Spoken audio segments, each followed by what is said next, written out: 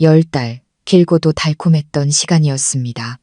그리고 지금 저는 이 차가운 이동 침대에 누워 수술실 문 앞으로 향하고 있습니다. 잠시 후면 제 사랑스러운 아기를 이 세상 가장 완벽한 남편과 저의 사랑의 결실을 만나게 될 곳이죠. 남편 민준 씨가 제 손을 꼭 잡고 있었습니다. 그가 몸을 숙여 제 이마에 가볍게 입을 맞추며 낮고 다정한 목소리로 속삭였습니다. 민서야, 힘내, 자기야. 오빠, 바로 여기서 우리 아기랑 자기 기다리고 있을게. 제가 세상 전부를 걸고 사랑하고 믿었던 남편 박민준. 저는 그의 눈을 바라보며 세상 모든 행복을 느꼈습니다. 하지만 그가 몸을 돌리는 순간 그의 완벽한 미소가 간호사의 등 뒤로 사라지는 바로 그 순간 저를 밀어주던 바로 그 간호사가 갑자기 제 귀에 얼굴을 바싹 대고는 지옥에서 온 경고 같은 끔찍한 한마디를 속삭였습니다. 수술실에 들어가면 안 돼요. 어서 도망치세요. 여유로운 노후 채널을 찾아주신 시청자 여러분, 반갑습니다. 저는 오늘 제 인생을 송두리째 뒤바꾼 그날의 이야기를 들려드릴 이민서입니다.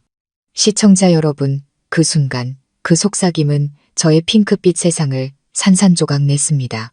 첫 아이의 탄생을 앞둔 한 여자가 생사의 기로에 놓인 겁니다. 제 완벽한 훈남 남편을 믿어야 할까요? 아니면 이름도 모르는 낯선 사람의 겁에 질린 경고를 믿어야 할까요? 그날 저의 결정은 단순히 병원을 탈출하는 것이 아니었습니다. 그것은 국민 남편의 탈을 쓴 악마의 소나기로부터 벗어나기 위한 처절한 도주였습니다. 그리고 그 도주는 영화보다 더 잔혹한 음모, 천지가 뒤집힐 만한 끔찍한 진실을 세상 밖으로 드러냈습니다.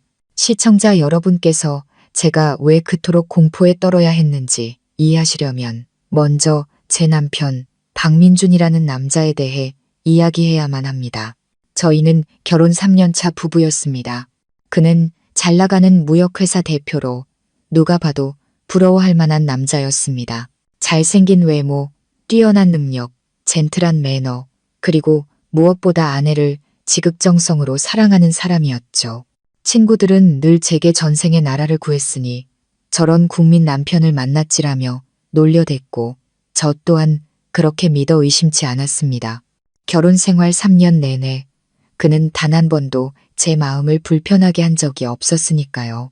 그의 사랑과 보살핌이 절정에 달했던 것은 바로 제 처사의 임신 기간 지난 10달이었습니다. 그는 저를 진정한 여왕으로 만들어 주었습니다. 손에 물 한 방울 묻히지 못하게 했죠. 이른 아침이면 저보다 먼저 일어나 따뜻한 우유 한 잔과 영양 가득한 아침 식사를 준비했습니다. 임산부를 위한 식단을 직접 연구하고 가장 신선한 유기농 식재료를 사겠다며 직접 마트를 오갔습니다. 아무리 고된 하루를 보내고 퇴근해도 부엌일은 모두 자기 몫이라며 맛있는 저녁을 차려주었고 밤이면 붓는 제 다리를 주무르며 인내심 있게 마사지를 해주었습니다. 그는 말했죠. 자기가 할 일은 딱 하나야. 편히 쉬고 즐겁게 아기 나올 날만 기다리는 거. 세상 모든 걱정은 오빠가 할게. 저는 그 달콤함에 흠뻑 빠져 있었습니다. 세상에서 가장 행복한 여자, 가장 든든한 안식처를 찾았다고 생각했죠. 저는 그를 의심한 점 없이 절대적으로 사랑하고 신뢰했습니다. 그날은 의사가 제왕절개를 권한 날이었습니다. 아기가 커서 자연분만보다는 수술이 산모와 아기 모두에게 안전할 거라는 소견이었죠. 남편은 모든 회의를 취소하고 저를 서울에서 가장 좋다는 강남의 프리미엄 산부인과로 데려왔습니다. 모든 수속을 신속하게 처리하고 가장 좋은 특실을 잡아주었으며 최고의 실력을 가진 산부인과 의사를 초빙해 제 수술을 맡겼습니다. 모든 것이 그의 손에서 너무나 완벽하고 세심하게 준비되었습니다. 저는 병원 침대에 누워 진통 때문에 조금 불안하고 고통스러웠지만 마음만은 행복으로 가득했습니다. 민준 씨는 제 곁을 지키며 손을 꼭 잡고 제 고통을 잊게 해주려 재미있는 이야기를 계속 들려주었죠. 그리고 마침내 수술 시간이 되었습니다. 젊은 간호사 한 명이 들어와 수술실로 이동할 준비를 하라고 알렸습니다. 그 간호사는 선한 인상이었지만 어딘가 모르게 불안하고 초조해 보였습니다. 민준 씨가 일어서서 다시 한번 제 이마에 깊고 따뜻한 입맞춤을 해주었습니다. 사랑해, 자기야. 오빠 바로 밖에서 기다리고 있을게. 힘내야 해. 그는 그렇게 말하고는 간호사가 저를 밀고 갈 수 있도록 한 걸음 물러섰습니다. 그는 그 자리에 서서 손을 흔들었고 입가에는 늘 그렇듯 훈훈한 미소가 걸려 있었습니다. 이동 침대가 굴러가기 시작했고 저는 복도 끝 불이 환하게 켜진 수술실 문을 향해 나아갔습니다. 간호사는 매우 천천히 침대를 밀었고 마치 무언가를 두려워하는 듯 자꾸만 뒤를 힐끔거렸습니다. 우리가 복도 모퉁이를 돌아 민준 씨의 시야에서 완전히 사라졌을 때 그녀는 갑자기 침대를 멈췄습니다. 저기요, 산모님. 그녀가 나지막이 불렀습니다. 왜 그러세요? 제가 놀라 물었습니다. 간호사는 바로 대답하지 않고 주위를 한번 휙 둘러보더니 갑자기 제 귀에 얼굴을 바싹 들이댔습니다. 아주 빠르고 아주 작은 목소리였지만 한 글자 한 글자 똑똑히 들렸습니다. 그녀의 숨결은 가빴고 목소리는 공포에 질려 떨리고 있었습니다. 마치 지옥에서 온 속삭임처럼요. 수술실에 들어가면 안 돼요. 어서 도망치세요. 그 말을 마친 그녀는 즉시 몸을 뒤로 빼고는 제 눈을 감히 마주치지 못한 채 아무 일도 없었다는 듯 다시 침대를 빠르게 밀기 시작했습니다. 저는 온몸이 그대로 얼어붙었고 귓가에서는 윙하는 소리가 맴돌았습니다. 도망치라고? 왜 도망쳐야 하지? 저는 떨고 있는 간호사의 등을 바라보다 다시 남편의 따뜻한 미소를 떠올렸습니다. 한쪽은 지난 몇 년간 나를 완벽하게 사랑해준 남편, 다른 한쪽은 낯선 간호사의 미치광이 같은 경고. 저는 누구를 믿어야 할까요? 수만 가지 질문이 머릿속을 헤집었습니다. 저 간호사가 정신이 이상한 걸까? 아니면 뭔가 착각한 걸까? 하지만 아니었습니다. 제게 속삭일 때 그녀의 눈빛은 미친 사람의 눈빛이 아니었습니다. 그것은 공포와 간절함, 그리고 절망까지 담겨 있는 눈빛이었습니다. 그 눈빛만큼은 진짜였습니다. 이동 침대는 수술실 문 바로 앞에 멈춰섰습니다. 산모님, 이제 들어가실게요. 다른 간호사의 목소리가 들려왔습니다. 혼란스러운 생각의 흐름에서 저를 깨웠죠. 두 겹으로 된 차가운 녹색 문이 서서히 열리고 있었습니다. 저 문 뒤에는 제 아이가 태어날 세상이 있었지만 어쩌면 저를 기다리는 치명적인 함정이 있을지도 모릅니다. 어떻게 해야 할까요? 완벽한 남편을 믿어야 할까요? 아니면 제 직감과 낯선 이의 공포에 질린 눈빛을 믿어야 할까요? 제게 주어진 시간은 단 몇 초뿐이었습니다. 제 인생과 뱃속 아이의 생명까지 바꿔놓을 수 있는 결정. 과연 수술실 문 뒤에서는 어떤 끔찍한 비밀이 저를 기다리고 있었을까요? 간호사의 경고는 사실일까요? 그리고 저는 과연 제 목숨과 아이의 목숨을 걸고 저 완벽한 남편으로부터 도망칠 용기를 낼 수 있었을까요? 저와 함께 이 숨막히는 생사의 순간을 함께 해주실 시청자 여러분, 저희 여유로운 노후 채널의 구독과 알림 설정을 누르시고 이야기의 다음 부분을 가장 먼저 확인해 주세요.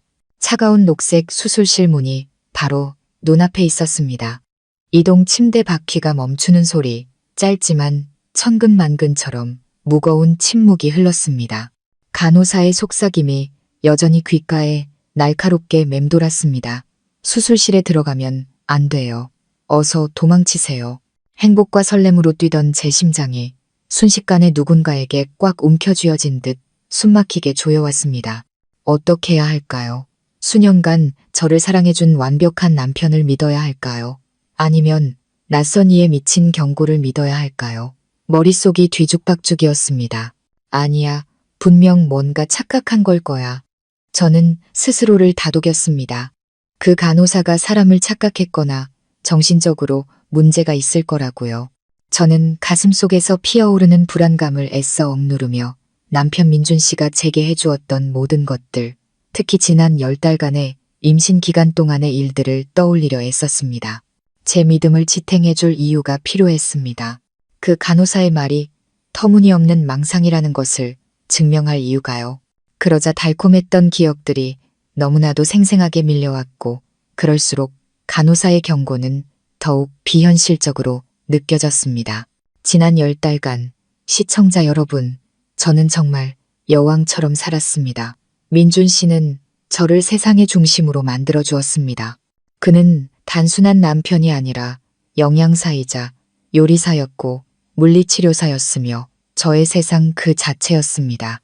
입덧이 심해 아무것도 먹지 못하던 초기가 생각납니다. 기운 없이 늘어져만 있던 저를 위해 민준 씨는 며칠 밤을 꼬박 세워가며 인터넷으로 임산부를 위한 수백 가지 레시피를 검색했습니다. 그는 서울 시내의 모든 유기농 마트를 직접 돌며 신선한 채소 한 입, 고기 한 점까지 손수 골랐습니다. 그는 자기랑 우리 아기 건강이 제일 중요해. 누구도 못 믿어. 내가 직접 챙겨야 마음이 놓여라고 말했죠. 매 끼니 다른 메뉴를 화려하게 차려내고는 제 옆에 끈기 있게 앉아 한 숟갈이라도 더 먹이려 애썼습니다. 먹은 걸 다 토해내는 날에도 그는 불평 한마디 없이 조용히 치우고는 다시 다른 수프를 끓여주곤 했습니다. 배가 점점 불러오면서 허리 통증과 야간의 다리 경련이 저를 괴롭히기 시작했습니다. 그는 단 하루도 저와 함께 밤을 새우지 않은 날이 없었습니다. 그는 오직 저를 위해 산모 마사지 강의까지 수강했고 매일 밤 직접 제 몸을 주물러 주었습니다. 저는 아직도 그의 따뜻한 손길을 기억합니다. 뻐근한 등과 퉁퉁 부은 다리를 부드럽게 마사지해 주던 손길을요. 그는 마사지를 하며 속삭였습니다. 우리 자기 너무 고생이 많다. 조금만 힘내. 몇 달만 있으면 우리 아기 태어나잖아. 자기가 고생하는 거 오빠가 다 기억하고 있어. 그 말들, 그 행동들은 어떤 진통제보다 효과가 좋았습니다. 그는 집안일은 손끝 하나 못 대게 했습니다.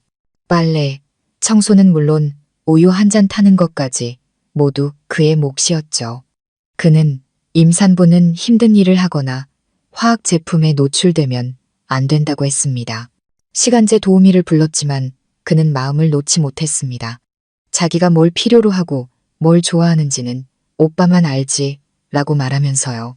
우리 집은 언제나 깨끗하고 정돈되어 있었고 그가 임산부의 정신건강에 좋다며 피워놓은 레몬그라스 아로마 오일 향으로 가득했습니다.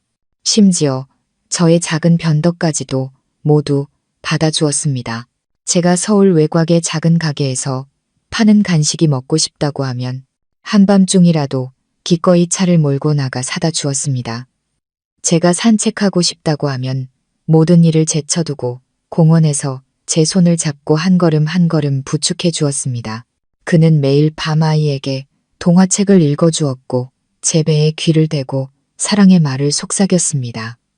아가, 아빠야, 뱃속에서 얌전히 있어야 해.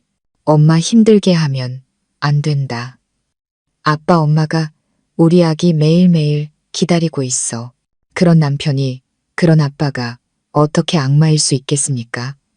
저와 아이를 향한 그의 사랑은 모든 눈빛과 행동, 사소한 몸짓 하나하나에 담겨 있었습니다.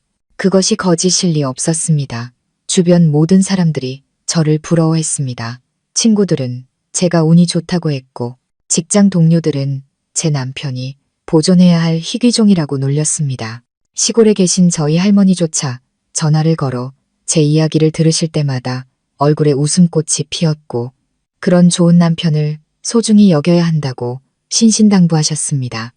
아니야, 분명 착각일 거야. 저는 그 달콤한 기억들에 필사적으로 매달렸습니다. 저를 위해 모든 것을 해준 남자. 누구보다 자기 아이의 탄생을 기다리고 있는 남자가 어떻게 우리 모자를 해칠 생각을 할 수 있겠어요? 그 간호사의 말은 정말 말도 안 되고 미친 소리였습니다. 분명 그녀에게 문제가 있는 걸 겁니다. 저는 그렇게 스스로를 안심시켰습니다. 하지만 왜일까요? 왜 그녀의 눈빛은 그토록 진실해 보였을까요? 그 눈빛은 미친 사람의 것이 아니었습니다. 그것은 끔찍한 무언가를 목격하고 목숨을 걸고 제게 경고하는 사람의 눈빛이었습니다. 그 눈빛의 진실함과 그녀의 말의 비현실성, 그 두 가지가 제 머릿속에서 격렬하게 충돌했습니다. 이민서, 산모님, 들어가셔야 합니다. 두 번째 간호사의 목소리가 다시 들려왔습니다. 저를 기억의 흐름에서 끌어냈죠. 수술실 문은 이미 활짝 열려 있었습니다.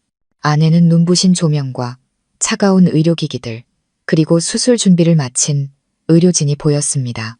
저는 그 안을 들여다보다 무의식적으로 남편이 서 있는 복도 쪽으로 시선을 돌렸습니다. 그의 얼굴에도 저를 향한 걱정이 가득했습니다.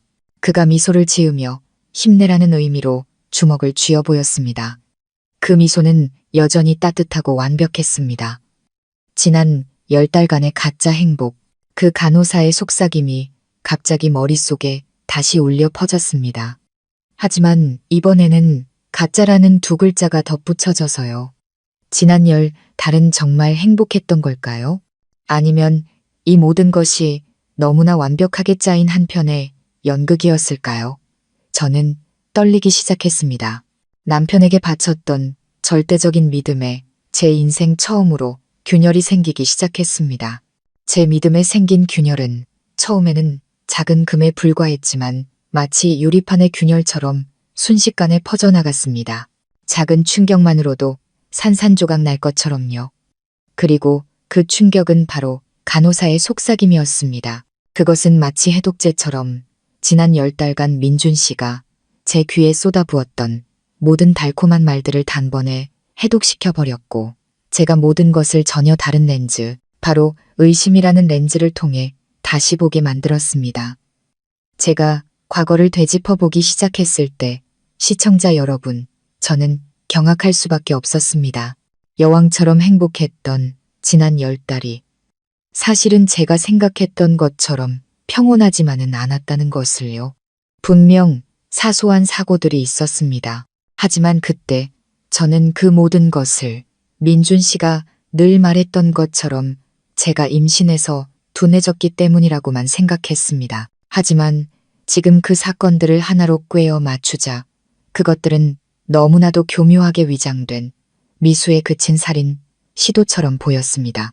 가장 먼저 떠오른 기억은 임신 5개월 무렵의 일이었습니다. 그때는 배가 제법 불러와 걷는 것이 조금 불편해졌을 때였죠. 어느 날 아침 식사를 하러 2층에서 내려오던 저는 계단 맨 윗칸에서 갑자기 발을 헛디뎠습니다. 저는 아직도 허공에서 중심을 잃고 앞으로 곤두박질 치던 그 순간을 생생하게 기억합니다. 저는 비명을 질렀고 반사적으로 두 손으로 배를 감쌌습니다. 머릿속에는 단 하나의 생각뿐이었습니다. 아가야.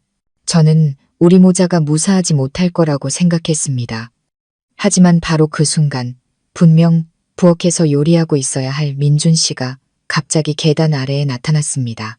그는 번개처럼 달려와 두 팔을 벌려 제가 딱딱한 나무 계단 아래로 굴러떨어지기 직전에 저를 받아냈습니다.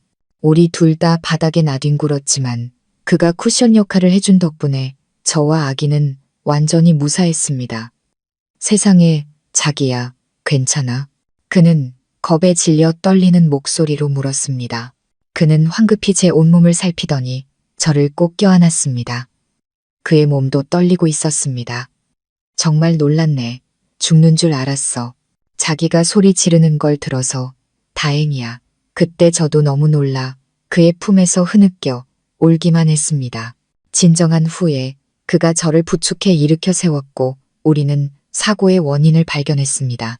계단 맨 윗칸에 투명해서 잘 보이지 않는 작은 식용유 웅덩이가 있었습니다. 아차, 민준 씨가 이 말을 쳤습니다. 아침에 위층 창고에서 식용유병을 가져오다가 조금 흘렸나 봐. 전혀 몰랐네. 내 잘못이야. 전부 내 잘못이야. 하마터면 자기랑 아기 큰일 날 뻔했어. 그는 죄책감 가득한 얼굴로 자책했습니다. 저는 그때 그를 탓하기는커녕 오히려 깊은 감동을 받았습니다. 그가 우리 모자를 구했고 그는 저의 영웅이었습니다. 저는 그것이 그저 운 나쁜 사고, 사소한 부주의라고만 생각했습니다. 하지만 지금 다시 생각해보니 등골이 오싹해지는 질문들이 머릿속에 떠올랐습니다. 왜 하필 치명적으로 미끄러운 식용유였을까요? 그리고 왜 하필 가장 위험한 위치인 계단 맨 윗칸에 있었을까요? 그리고 가장 말이 안 되는 것. 그는 어떻게 그렇게 완벽한 타이밍에 나타날 수 있었을까요? 마치 그곳에서 기다리고 있었다는 듯이요. 우리 집 거실에는 계단을 정면으로 비추는 CCTV가 설치되어 있었습니다. 혹시 그가 거기 서서 모든 것을 지켜보고 있었던 걸까요? 또 다른 소름 끼치는 기억이 떠올랐습니다. 임신 7개월 무렵 제가 욕실에 있을 때였습니다. 샤워를 마친 후 저는 우리가 오랫동안 사용해 온 낡은 헤어드라이어에 손을 뻗었습니다. 하지만 플러그를 꽂고 스위치를 켜는 순간 치직하는 큰 소리와 함께 강한 전류가 팔을 타고 흘렀습니다. 저는 뒤로 나자빠졌고 헤어드라이어는 불꽃을 튀기며 타는 냄새를 풍겼습니다. 저는 너무 놀라 비명을 질렀고 또다시 마치 수호신처럼 민준 씨가 즉시 욕실 문을 박차고 들어왔습니다. 그는 망설임 없이 마른 수건으로 제 손에서 헤어드라이어를 쳐내고는 밖으로 달려나가 두꺼비집을 내렸습니다. 괜찮아? 감전 심하게 안 됐어? 그는 또다시 저를 껴안았고 그의 얼굴은 공포로 하얗게 질려 있었습니다. 그날 그는 임신한 몸으로 조심성 없다며 저를 한 차례 꾸짖고는 즉시 낡은 헤어드라이어를 버리고 가장 비싼 명품 헤어드라이어를 새로 사주었습니다. 그는 말했죠. 집에 낡은 가전제품이 너무 많네. 위험하다. 아마 습기 때문에 합선됐나 봐. 이제부터 이런 거 자기가 쓰지 마. 오빠가 다 해줄게. 저는 그때 또 한 번 그의 관심과 걱정에 감동했습니다. 위기의 순간마다 나타나 저를 지켜주는 남편이 있다는 사실에 정말 행운이라고 생각했죠. 하지만 지금 그 간호사의 경고라는 빛 아래에서 이 사건은 전혀 다른 모습을 띠고 있었습니다. 합선 아니면 누군가 고의로 고장낸 걸까요? 그리고 그의 등장은 또 한 번 너무나 시기적절하지 않았나요?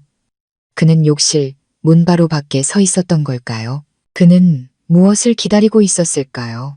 제가 감전되어 죽기를 기다렸다가 비통에 잠긴 남편 역할을 하며 모든 것을 불행한 사고 탓으로 돌리려던 걸까요? 2번의 사고, 2번의 죽을 고비, 그리고 2번 모두 그가 영웅이었습니다.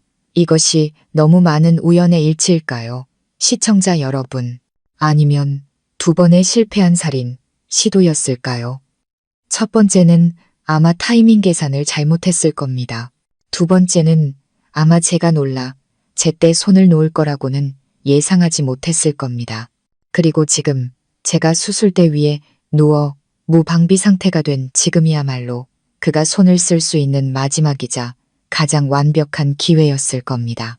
누구도 의심할 수 없는 의료사고를 만들어낼 기회 말이죠. 등골을 타고 차가운 기운이 흘렀습니다.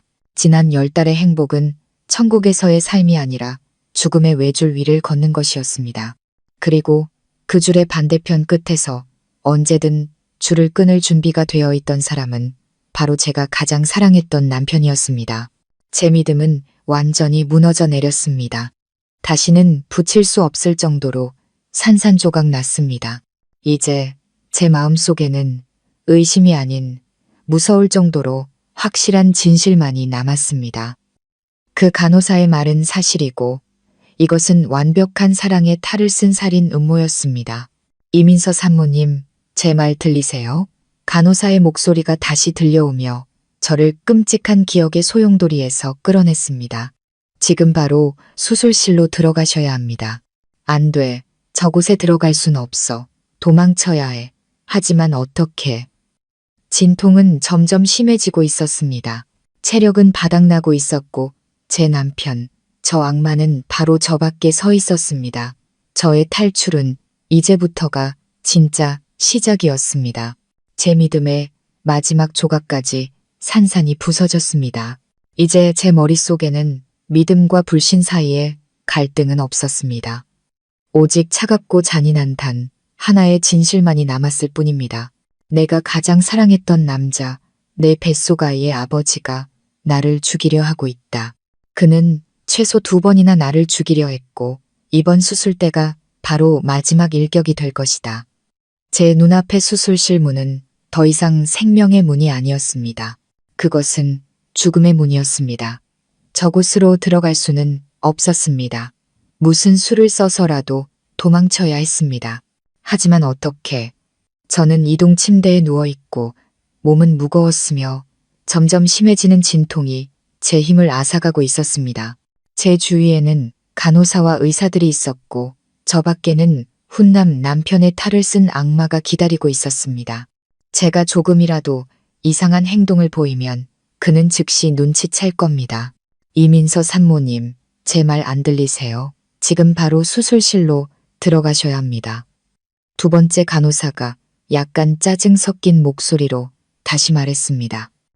그녀와 다른 간호사가 침대를 밀어 열린 문 쪽으로 향하기 시작했습니다. 더 이상 시간이 없었습니다. 그 천군의 순간 생존 본능, 그리고 엄마로서의 본능이 그 어느 때보다 강하게 솟아올랐습니다. 혼란을 만들어야 해. 탈출할 작은 틈이라도 찾을 수 있을 만큼 큰 소동을 벌여야 해. 배가 너무 아파요. 살려주세요. 저는 갑자기 비명을 질렀습니다. 어떤 진통보다도 더 크고 고통스러운 비명이었습니다. 저는 침대 위에서 몸부림치며 2손으로 배를 움켜쥐고 고통으로 얼굴을 잔뜩 찡그렸습니다. 이번에는 연기가 아니었습니다. 극한의 공포가 진짜 고통으로 변했습니다. 가슴 속에서부터 치밀어 오르는 고통이 자궁수축과 뒤섞여 거의 기절할 지경이었습니다. 2 간호사가 당황했습니다. 산모님, 왜 그러세요? 진정하세요. 심호흡하시고요. 그들이 저를 제지하려 했지만 저는 상처 입은 짐승처럼 계속 몸부림쳤습니다. 안 돼요. 화장실 가고 싶어요. 너무 급해요. 화장실 가게 해주세요.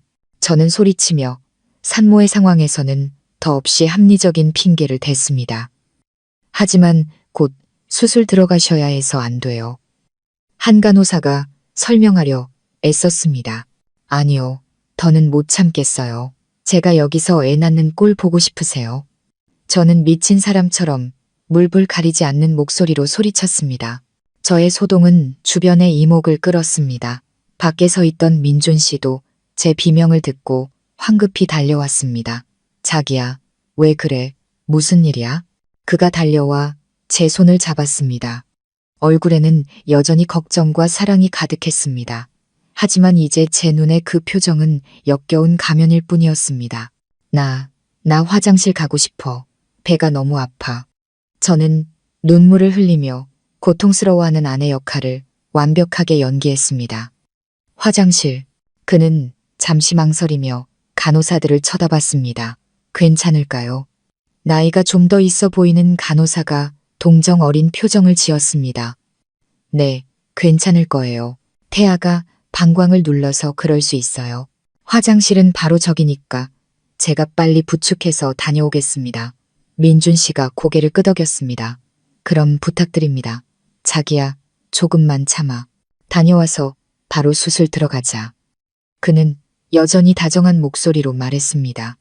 그는 아직 아무것도 의심하지 않았습니다. 그저 제가 평범한 산통을 겪고 있다고만 생각했죠. 바로 이것이 제가 기다리던 기회였습니다.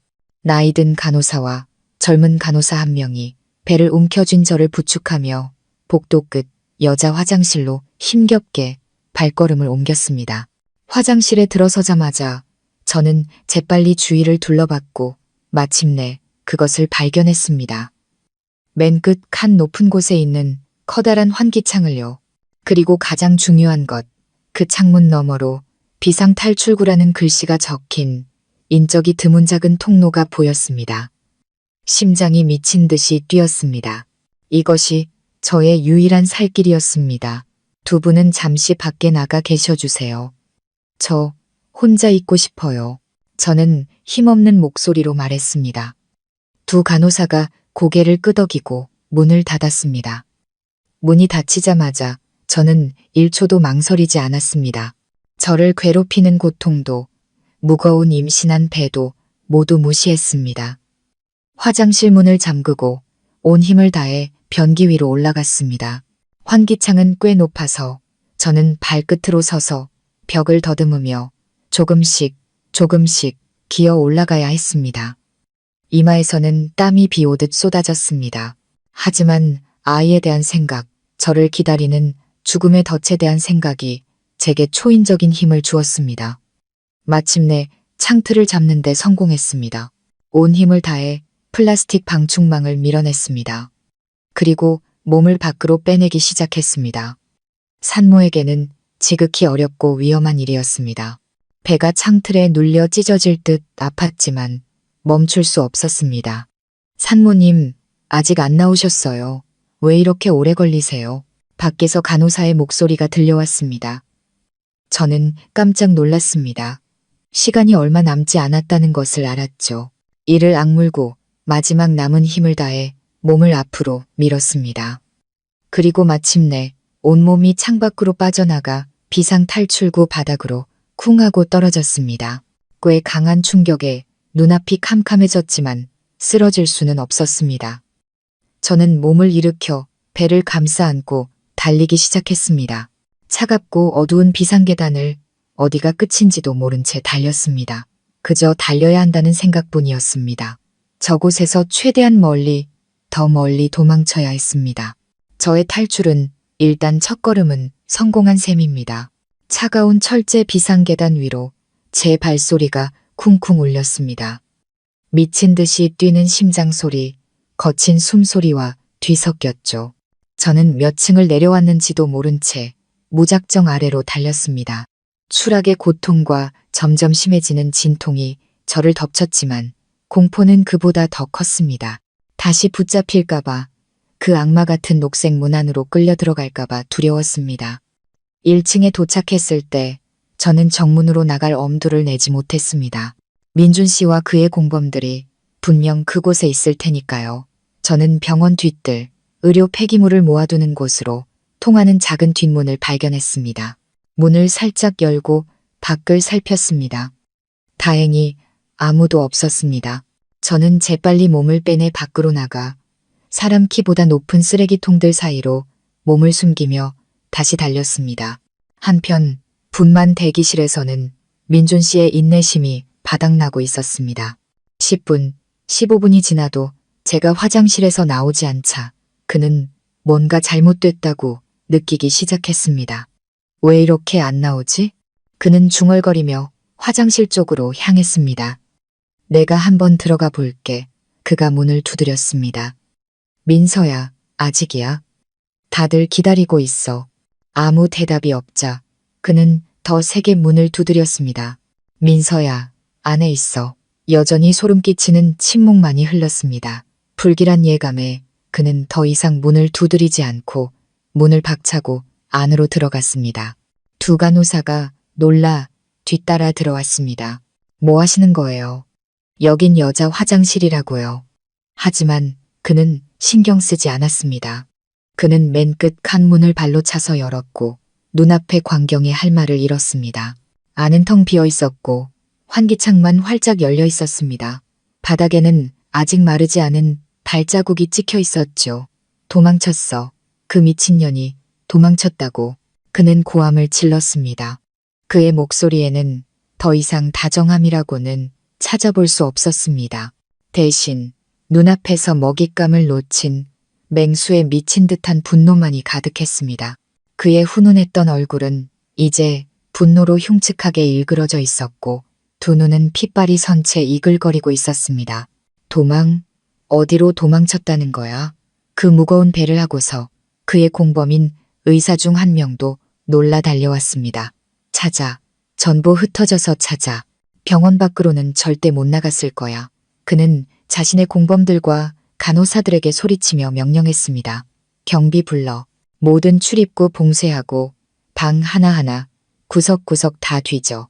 무슨 수를 써서라도 그년 찾아내.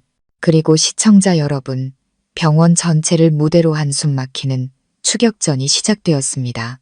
경비팀의 무전기 소리가 요란하게 울리고 여기저기서 서로를 부르는 소리가 들렸습니다.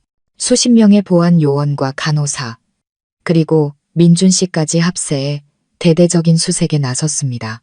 그때 저는 역겨운 냄새가 나는 의료 폐기물 더미 뒤에 웅크리고 숨어 있었습니다.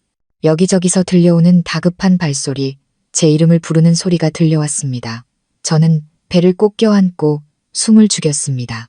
작은 소리 하나에도 심장이 터져 나올 것 같았습니다. 저는 제가 한때 숭배했던 국민 남편의 진짜 얼굴을 똑똑히 보았습니다. 그는 더 이상 아내를 걱정하며 찾는 남편이 아니었습니다. 그는 자신의 계획이 실패하자 이성을 잃고 날뛰는 사냥꾼, 악마 그 자체였습니다. 저는 근처 보안 요원의 무전기에서 새어나오는 그의 으르렁거리는 목소리를 들었습니다. 영안실이랑 지하 비상 탈출구 쪽 꼼꼼히 확인해. 멀리 못 갔을 거야. 영안실. 그는 그곳까지 생각하고 있었습니다. 지금 그의 머릿속에는 오직 하나의 생각뿐일 겁니다. 나를 잡아서 영원히 입을 막아야 한다는 생각. 저는 신음소리가 새어나오지 않도록 입술을 꽉 깨물었습니다. 여기서 계속 숨어 있을 수는 없다는 걸 알았습니다. 저와 아이는 더 이상 버틸 수 없을 겁니다. 여기서 빠져나갈 방법을 찾아야만 했습니다. 제가 가장 절망적인 순간 익숙한 인형 하나가 나타났습니다.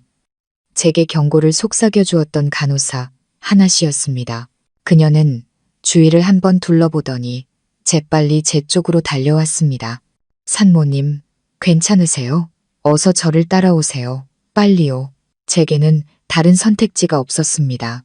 저는 고개를 끄덕이고 그녀의 손에 의지해 힘겹게 일어섰습니다. 그녀는 저를 정문 쪽이 아닌 의료 폐기물을 운반하는 작은 트럭 쪽으로 이끌었습니다. 이 트럭 짐칸에 올라타세요. 조금 힘들겠지만 경비실을 통과할 유일한 방법이에요. 저는 어둡고 더러운 짐칸을 보며 잠시 망설였습니다. 하지만 점점 가까워지는 민준 씨의 발소리와 외침을 듣자 더 이상 지체할 수 없었습니다. 저는 이를 악물고 하나 씨의 도움을 받아 힘겹게 안으로 기어 올라갔습니다. 하나 씨는 제가 숨 쉴 수 있도록 작은 틈만 남겨두고 재빨리 짐칸 문을 닫았습니다. 짐칸 내부는 칠흑같이 어두웠고 소독약과 역겨운 의료 폐기물 냄새로 가득했습니다. 저는 구석에 웅크리고 앉아 배를 감싸 안고 고통과 공포를 견뎌냈습니다. 몇 분 후 엔진이 걸리는 소리가 들렸습니다. 트럭이 움직이기 시작했고 경비실에 가까워지자 제 심장은 터질 듯이 뛰었습니다. 사람들이 이야기하는 소리가 들렸습니다. 잠깐 세워보세요. 민준 씨의 목소리였습니다. 무슨 일이시죠? 폐기물 처리하러 가는 길인데요. 아마도 하나 씨의 동료일 운전기사의 목소리가 들렸습니다. 짐칸 열어. 누가 안에 숨어 있는 것 같으니까. 민준 씨가 위압적으로 으르렁거렸습니다. 심장이 멎는 것 같았습니다. 끝이야. 이제 정말 끝이야. 저는 눈을 감고 최악의 상황을 준비했습니다. 하지만 그때 하나 씨의 목소리가 아주 자연스럽게 끼어들었습니다.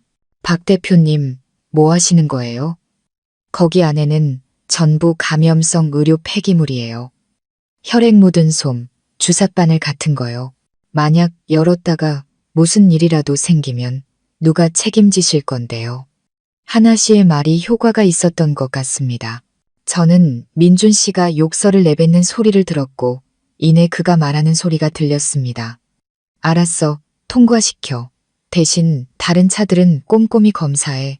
트럭이 다시 천천히 움직이기 시작했고 마침내 병원의 무거운 철문을 통과했습니다. 우리는 밖으로 나왔습니다. 우리 모자는 일단은 안전해졌습니다. 저는 트럭 벽에 등을 기댄 채 거친 숨을 몰아쉬었습니다. 공포와 안도의 눈물이 뺨을 타고 흘러내렸습니다. 숨막히는 추격전은 끝났지만 저의 진짜 싸움은 이제 막 시작되었음을 직감했습니다. 의료 폐기물 트럭은 덜컹거리는 길을 따라 그 지옥 같은 병원에서 저를 멀리 데려갔습니다. 어둡고 더러운 짐칸 안에서 저는 웅크린 채 시시각각 조여오는 배를 움켜쥐고 있었습니다. 육체적 고통과 정신적 공황이 뒤섞여 저는 거의 탈진 상태였습니다. 이 트럭이 저를 어디로 데려가는지, 이름도 모르는 저 간호사를 정말 믿어도 되는 건지 알 수 없었습니다. 하지만 그 순간 제게는 다른 선택이 없었습니다. 그곳에 남아 남편의 탈을 쓴 악마와 마주하는 것보다는 어디든 더 안전할 테니까요. 트럭은 약 15분쯤 달려 한적한 골목에 멈췄습니다. 짐칸 문이 열리고 희미한 가로등 불빛이 쏟아져 들어와 눈을 찡그렸습니다. 간호사 하나 씨가 여전히 겁에 질린 얼굴로 서 있었습니다. 산모님, 어서 나오세요. 빨리요. 그녀가 황급히 저를 부축해 내렸습니다. 저는 거의 서 있을 힘조차 없었습니다. 진통은 점점 심해지고 있었습니다. 당신은 누구세요? 왜 저를 도와주시는 거죠? 저는 끊어지는 목소리로 간신히 물었습니다. 지금은 이야기할 시간이 없어요. 하나 씨가 다급하게 말했습니다. 산모님 남편이 곧 이 트럭의 행방을 알아낼지도 몰라요. 여기서 빨리 벗어나야 해요. 택시를 불렀어요. 골목 입구에서 기다리고 있어요. 제가 안전한 곳으로 모실게요. 그녀는 거의 저를 둘러엎다시피 하여 비틀거리며 골목 입구로 향했습니다. 한 대의 택시가 그곳에서 기다리고 있었습니다. 하나 씨는 저를 뒷좌석에 밀어넣고 자신도 황급히 올라타 기사에게 다른 지역에 주소를 댔습니다. 택시는 밤의 어둠 속으로 질주했고 폐기물 트럭과 방금 전에 악몽을 뒤로했습니다. 택시 안에서 잠시나마 안전하다고 느끼자 저는 비로소 제 은인의 얼굴을 제대로 볼 수 있었습니다. 하나 씨는 아직 앳된, 아마도 갓 졸업한 지 몇 년 안 된 젊은 아가씨였습니다. 선한 얼굴, 착해 보이는 눈매에는 이제 깊은 공포가 새겨져 있었습니다. 그녀는 마치 누가 뒤쫓아오기라도 하는 듯 계속해서 뒤를 돌아보았습니다. 고마워요, 하나 씨. 정말 고마워요. 우리 모자를 구해줬어요. 저는 떨고 있는 그녀의 손을 잡았습니다. 하지만 대체 무슨 일이 있었던 거죠? 왜 제 남편이? 하나 씨는 용기를 내려는 듯 심호흡을 한 번 했습니다. 그녀는 저를 바라보았습니다. 그녀의 눈에는 미안함과 연민이 가득했습니다. 민서 씨, 지금부터 제가 드릴 말씀이 아주 충격적이겠지만 진실을 아셔야 할 것 같아요. 민서 씨 남편 박민준 씨는 민서 씨가 생각하는 그런 사람이 아니에요. 그는 악마예요. 그리고 그 운명의 택시 안에서 점점 심해지는 진통 속에서 간호사 하나 씨는 제게 끔찍한 진실을 들려주었습니다. 제가 그토록 사랑하고 믿었던 완벽한 남편의 모든 것을 벗겨내는 이야기였습니다. 하나 씨의 말에 따르면 며칠 전 야간 근무 중 그녀가 인적 드문 비상계단을 지나다가 우연히 두 남자의 대화를 엿듣게 되었다고 합니다. 익숙한 중저음의 남자 목소리와 그보다 나이가 좀 더 많아 보이는 남자의 목소리였죠. 호기심에 숨어서 엿듣던 그녀는 두 사람 중 한 명이 바로 제 남편 박민준 씨라는 것을 깨닫고는 그대로 얼어붙었습니다. 병원 전체에 국민 남편으로 소문난 그 남자였으니까요. 다른 한 명은 마취과 의사인 안 선생이었습니다. 안 선생, 이번에도 좀 부탁드립니다. 민준 씨의 목소리는 매우 작았지만 치밀한 계산이 깔려 있었습니다. 모든 건 예전 시나리오대로 하면 됩니다. 아주 드문 의료 사고인 것처럼요. 산모의 몸이 워낙 약해서 생긴 산후, 과다출혈. 모든 게 자연스러워야 합니다. 아주 작은 허점도 없이요. 걱정 마십시오. 안 선생이 약간 망설이는 듯한 목소리로 답했습니다. 하지만 이번에는 보험금이 워낙 커서 괜찮을까요? 좀 겁이 나네요. 겁은 무슨. 민준 씨가 비웃었습니다. 그 웃음소리에 하나 씨는 소름이 끼쳤다고 했습니다. 지난번 일도 아주 깔끔하게 처리됐잖습니까? 아무도 의심 안 했어요. 이번에도 마찬가지일 겁니다. 일이 끝나면 절대 박하게 대하지 않겠습니다. 남은 평생 편안하게 살게 해드릴 액수니까요. 하나 씨는 그때 너무 무서워서 숨도 제대로 쉴 수 없었다고 했습니다.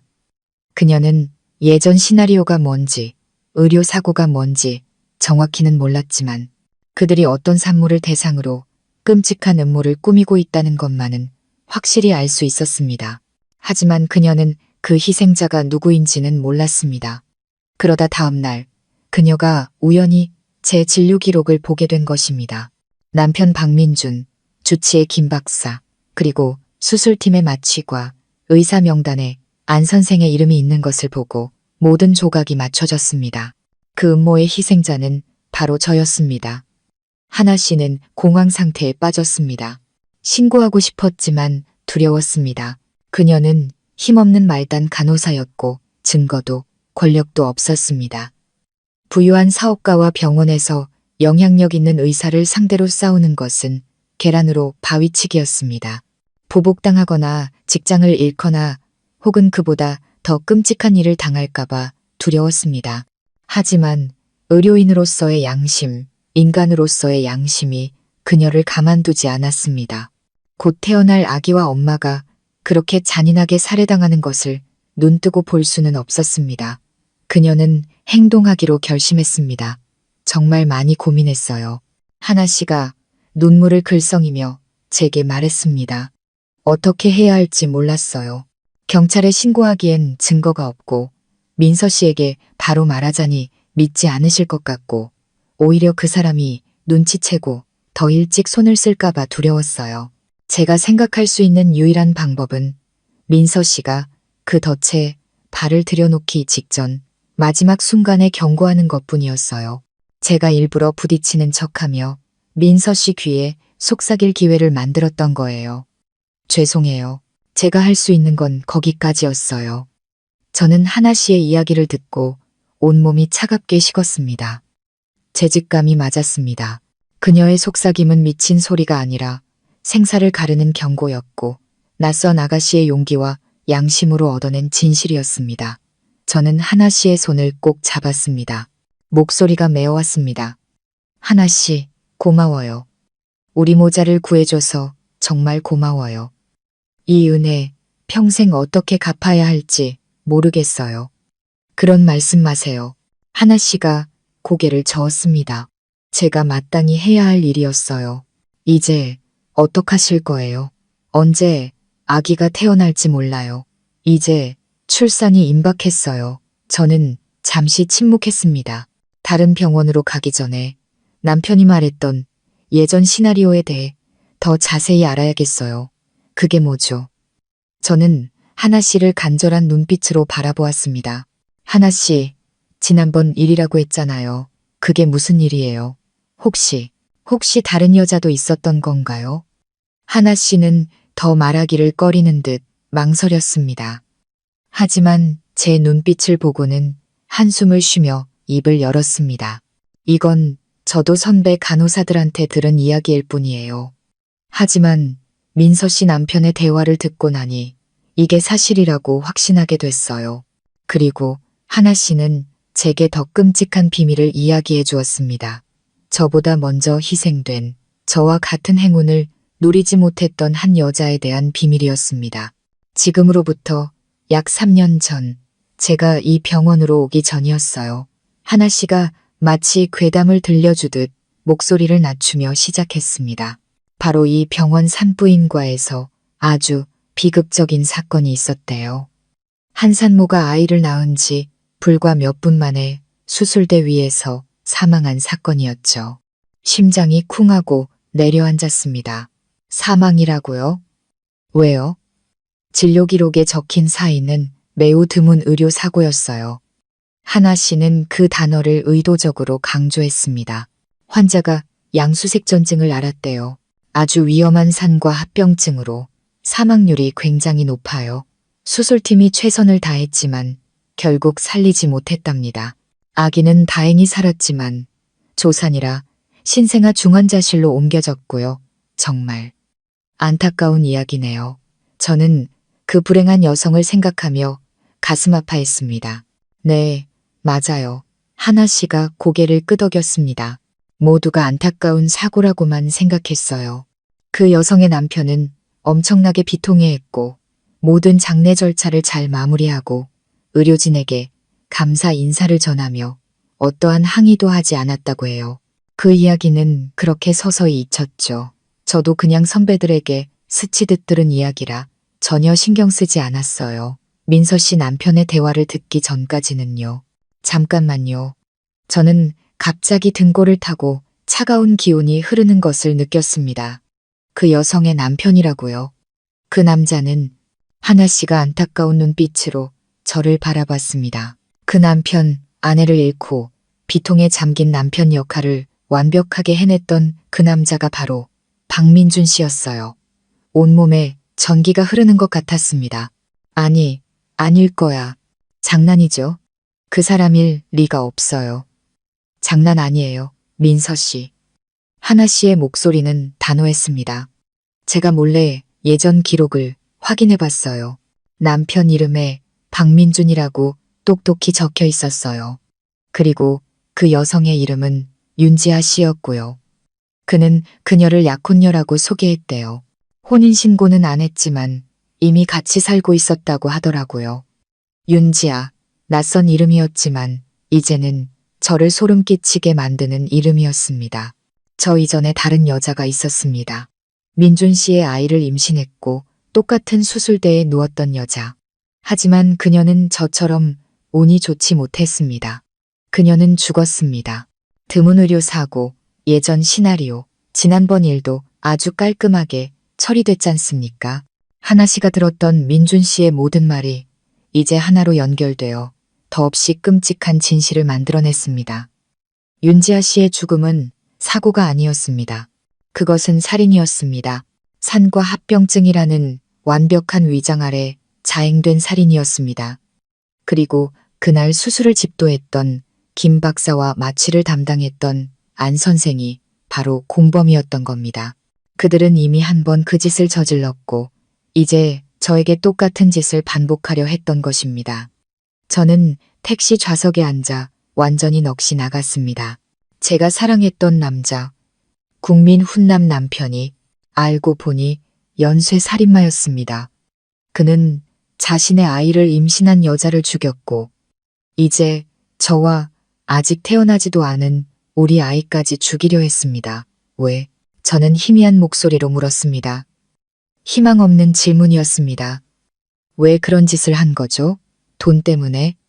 그는 회사 대표잖아요. 돈이 부족한 사람이 아닌데. 하나 씨는 더 끔찍한 무언가를 담은 눈빛으로 저를 바라봤습니다. 민서 씨, 혹시 생명보험 드신 적 있으세요? 하나 씨의 질문은 혼란스러운 제 머리를 강타하는 망치와 같았습니다. 생명보험.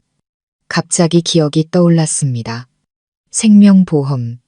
그 두 단어를 반복하자 지난 10달의 행복에 묻혀 거의 잊고 있던 기억 하나가 너무나도 선명하고 소름 끼치게 되살아났습니다.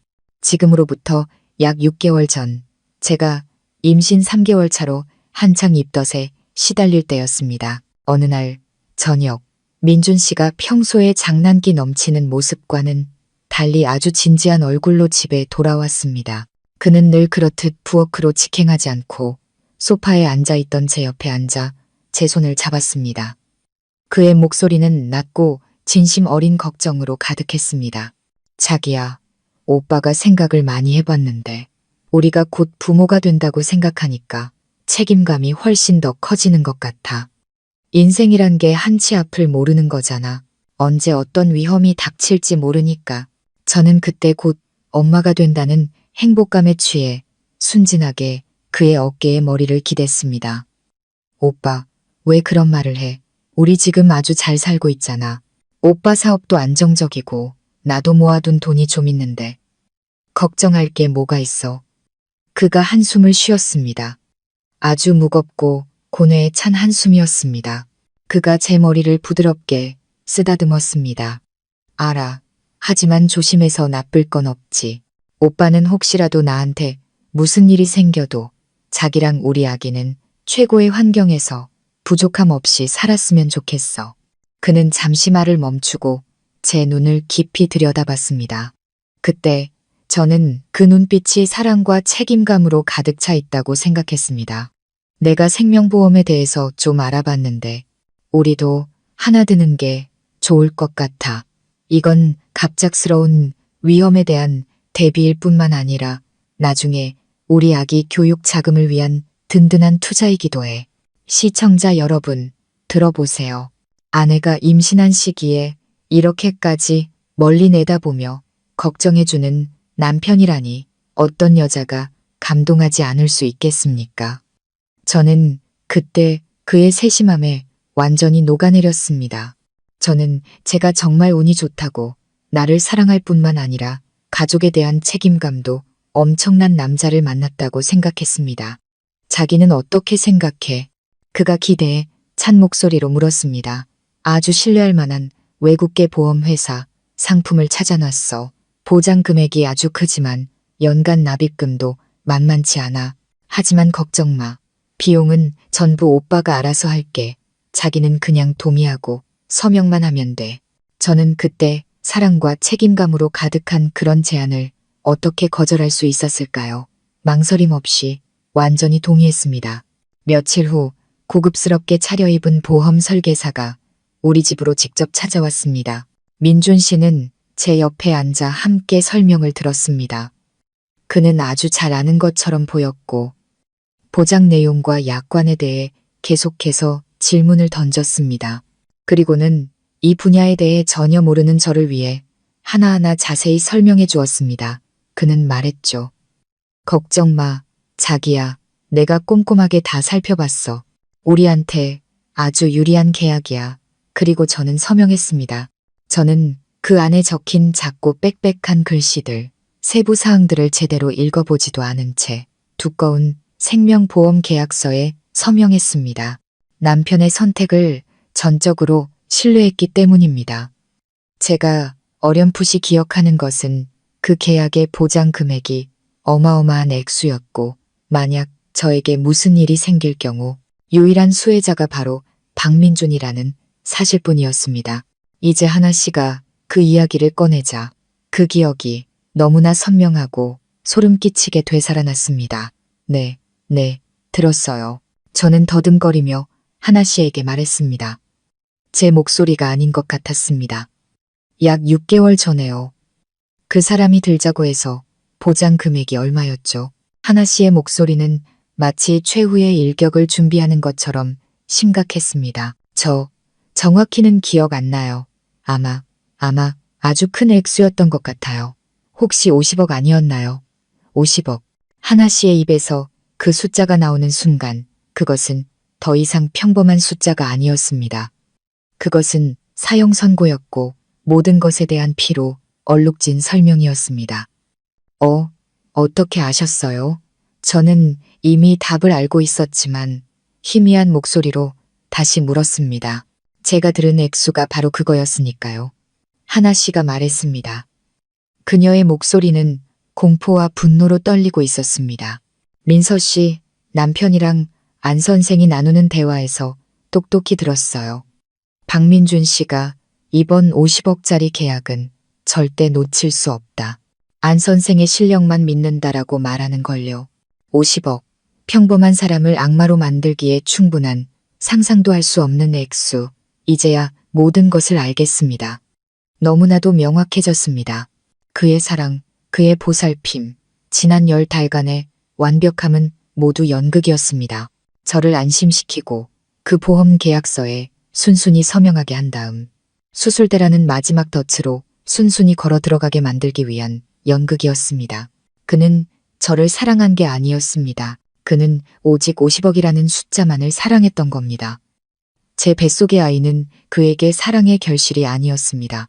그저 보험 계약을 활성화하고 출산 중 제 죽음을 더 합리적으로 보이게 만들기 위한 필요 조건, 촉매제에 불과했습니다. 그럼 윤지아 씨는요? 저는 목이 맨 채 물었습니다. 그분도 마찬가지였어요. 하나 씨가 한숨을 쉬었습니다. 그녀의 눈에는 이미 세상을 떠난 이에 대한 깊은 연민이 담겨 있었습니다. 그 이야기를 듣고 도저히 가만히 있을 수가 없었어요. 위험을 무릅쓰고 몰래 예전 진료 기록 보관실에 들어갔어요. 그리고 그걸 찾아냈어요. 윤지아 씨의 사망 기록과 함께 철해져 있던 생명보험 계약서 사본을요.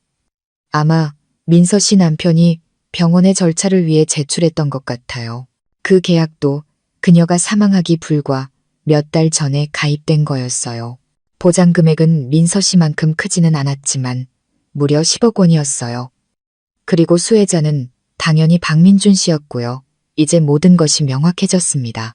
이것은 보험금을 노리고 반복적으로 체계적으로 자행된 연쇄살인 시나리오였습니다. 그는 악마 같은 사냥꾼, 양의 탈을 쓴 늑대였습니다. 순진하고 가족 관계가 단순하며 의지할 곳 없는 여성들만을 전문적으로 노렸습니다. 완벽한 사랑이라는 가면으로 그들을 속이고 그들이 자신을 완전히 믿고 자신의 아이를 임신하게 되면 거액의 생명보험에 가입시킨 뒤 죽음으로 내몰아 이득을 챙겼던 겁니다.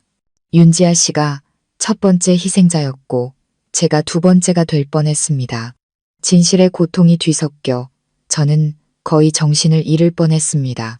하지만 쓰러질 수는 없었습니다. 이를 악물고 손톱이 손바닥을 파고들어 피가 날 때까지 주먹을 쥐었습니다. 지금 육체의 고통은 영혼의 고통에 비하면 아무것도 아니었습니다. 그 고통은 극한의 분노로 변했습니다. 저는 살아야만 합니다. 살아서 저 악마의 가면을 벗겨야 합니다. 살아서 윤지아 씨와 제가 아직 알지 못하는 다른 희생자들의 억울함을 풀어줘야 합니다. 하나 씨, 저는 그녀의 손을 꽉 잡았습니다. 제 눈에서는 전에 없던 불꽃이 타올랐습니다. 제 친구 집으로 가주세요. 빨리요. 우리에게 시간이 얼마 없어요. 택시는 다른 길로 방향을 틀어 제가 지금 이 순간 유일하게 믿을 수 있는 곳으로 저를 데려갔습니다. 제 아이의 생명을 지키고 정의를 되찾기 위한 저의 전쟁은 이제부터가 진짜 시작이었습니다. 제가 택시 기사에게 알려준 주소는 제 유일한 단짝 친구 수진이의 집이었습니다. 수진이와 저는 학창 시절부터 함께한 단순한 친구를 넘어 자매와도 같은 사이였습니다. 서울이라는 낯선 도시에서 저의 유일한 가족이었죠. 저는 어릴 적 부모님을 여의고 할머니 손에 자라 친구가 많지 않았습니다. 하지만 수진이 같은 친구 한 명만 있다면 그것만으로도 충분했습니다. 그 아이는 저와는 정반대였습니다. 제가 조용하고 내성적인 편이라면 수진이는 강하고 직설적이며 날카로웠습니다. 그녀는 현재 유력 일간지의 이름난 탐사보도 전문 기자였습니다. 지금 이 상황에서 저를 도와줄 수 있는 사람은 오직 수진이뿐이라는 것을 알았습니다. 택시는 수진이가 혼자 사는 낡은 아파트 단지 앞에 멈췄습니다. 그 아이는 자유로운 삶을 사랑했고 아직 결혼에 얽매이고 싶어 하지 않았죠. 저는 택시비를 내고 하나 씨에게 부축을 받아 수진이의 집이 있는 3층으로 올라갔습니다. 진통은 점점 심해졌고 계단을 한 칸 한 칸 오르는 것이 제게는 고문과도 같았습니다. 딩동. 하나 씨가 초인종을 눌렀습니다. 몇 초 후 문이 열리고 수진이가 나타났습니다. 아직 잠옷차림의 머리가 조금 헝클어져 있었죠. 만삭의 배를 하고 땀에 흠뻑 젖은 채 고통으로 창백해진 저를 보고 그 아이는 경악을 금치 못했습니다. 민서야, 세상에, 너 왜 이래? 왜 이 시간에 여길 온 거야? 너애 낳으러 간 거 아니었어? 수진아, 나 좀 살려줘. 저는 그 몇 마디를 간신히 내뱉고는 몸에 힘이 풀려 주저앉을 뻔했습니다. 수진이와 하나 씨가 황급히 저를 집 안으로 부축해 긴 소파에 눕혔습니다. 수진이는 허둥지둥 물과 수건을 가져왔습니다. 무슨 일이야? 나한테 말해봐. 내 남편은 어디 있고 왜 너를 이 꼴로 혼자 둔 거야? 저는 더 이상 말할 기운이 없었습니다. 저는 그저 하나 씨를 바라보며 도움을 구하는 눈빛을 보냈습니다. 하나 씨는 제 뜻을 알아차렸습니다. 그녀는 제 땀을 닦아주며 수진이에게 그 끔찍했던 모든 이야기를 들려주기 시작했습니다. 병원에서의 속삭임부터 숨막히는 탈출, 그리고 죽은 아내와 50억짜리 보험 계약의 비밀까지. 수진이는 맞은편에 앉아 조용히 들었습니다. 그 아이의 표정은 놀라움에서 경악으로, 그리고 경악에서 감출 수 없는 분노로 변해갔습니다. 날카로운 기자의 눈빛이 불꽃처럼 타올랐습니다. 그 아이는 두 손을 주먹으로 꽉 쥐었습니다. 하나 씨의 이야기가 끝나자 수진이는 아무 말도 하지 않았습니다. 그녀는 일어나 방 안을 서성였습니다. 표정은 깊은 생각에 잠겨 있었죠. 한참 후에야 그녀는 멈춰서서 저를 똑바로 바라봤습니다. 민서야, 이 간호사분 말씀 믿을 수 있는 거야? 나는 믿어. 저는 힘없는 목소리로 답했습니다. 예전에 있었던 사고들이랑 보험 계약 건까지 전부 다 기억났어. 모든 게 맞아떨어져. 제 말을 듣자 수진이는 더 이상 망설이지 않았습니다. 미친 새끼, 그 개자식, 인간도 아니야. 그 아이가 이를 갈며 욕설을 내뱉었습니다. 제가 한 번도 들어본 적 없는 욕이었습니다. 처음부터 뭔가 이상하다고 생각했어. 너무 완벽하고 너무 훈남인 남자들은 보통 문제가 있거든. 하지만 이 정도로 악마 같은 놈일 줄은 상상도 못했지. 수진이는 제 옆으로 와서 제 손을 꽉 잡았습니다. 민서야, 무서워하지 마. 내가 있잖아. 내가 절대 그놈이 너랑 아기 해치게 두지 않을 거야. 그리고 약속할게. 내가 가진 모든 걸 이용해서 그 개자식의 진짜 얼굴을 세상에 드러내고 자기가 저지른 죗값을 반드시 치르게 만들겠어. 수진이의 강하고 단호한 말은 제게 안정제와도 같았습니다. 저는 더 이상 혼자가 아니라는 것을 알았습니다. 제게는 용감한 은인 하나 씨와 날카로운 기자이자 단짝 친구인 수진이가 있었습니다.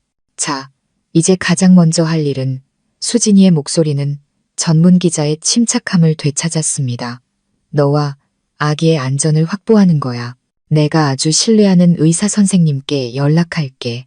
개인 병원을 운영하시는데 지금 바로 너를 그쪽으로 옮기자. 거기가 병원보다 훨씬 안전하고 비밀 보장도 잘 될 거야.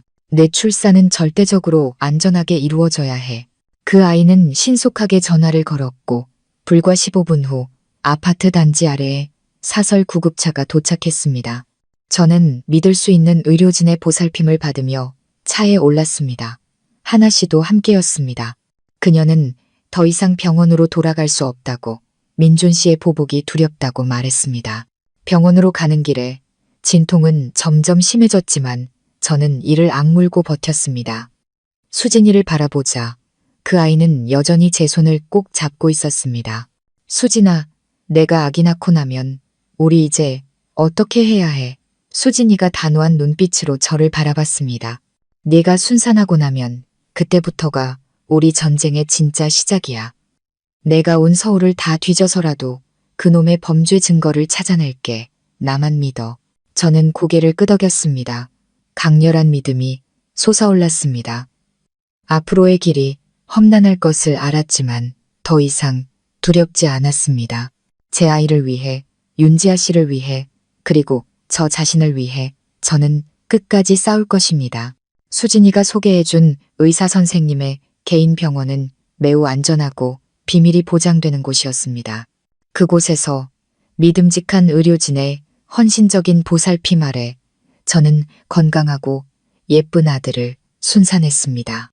산모와 아기 모두 건강했죠. 제 아이를 품에 안고 아이의 첫 울음소리를 듣는 순간 제 안의 모든 고통과 공포가 눈 녹듯 사라지는 것 같았습니다. 저는 울었지만 그것은 행복과 감사의 눈물이었습니다. 제 아들, 제 사랑스러운 아기 천사가 바로 제가 계속 싸워야 할 이유이자 힘의 원천이었습니다. 제가 병원에서 몸을 추스르는 동안 수진이는 자신만의 조사를 시작했습니다. 그 아이는 단 1초도 낭비하지 않았습니다. 탐사보도 기자의 날카로운 직감과 결단력, 뛰어난 취재 기술로 그녀는 박민준이라는 완벽한 남자의 겹겹이 쌓인 껍질을 하나씩 벗겨내기 시작했습니다. 그리고 시청자 여러분, 수진이가 찾아낸 진실은 저와 간호사 하나 씨가 상상했던 것보다 훨씬 더 끔찍하고 충격적이었습니다. 이것은 단순히 돈 때문에 살인을 저지르는 나쁜 남편의 이야기가 아니었습니다. 이것은 진짜 악마, 너무나도 정교하고 잔인하게 범죄 시나리오를 설계한 전문 사기꾼의 이야기였습니다. 수진이의 조사는 2년 전 사망한 희생자 윤지아 씨의 이름에서 시작되었습니다. 그 아이는 보험업계와 경찰 내의 인맥을 총동원해 그녀의 보험금 지급 서류에 접근했습니다. 그리고 서류의 첫 장부터 치명적인 이상한 점이 드러났습니다.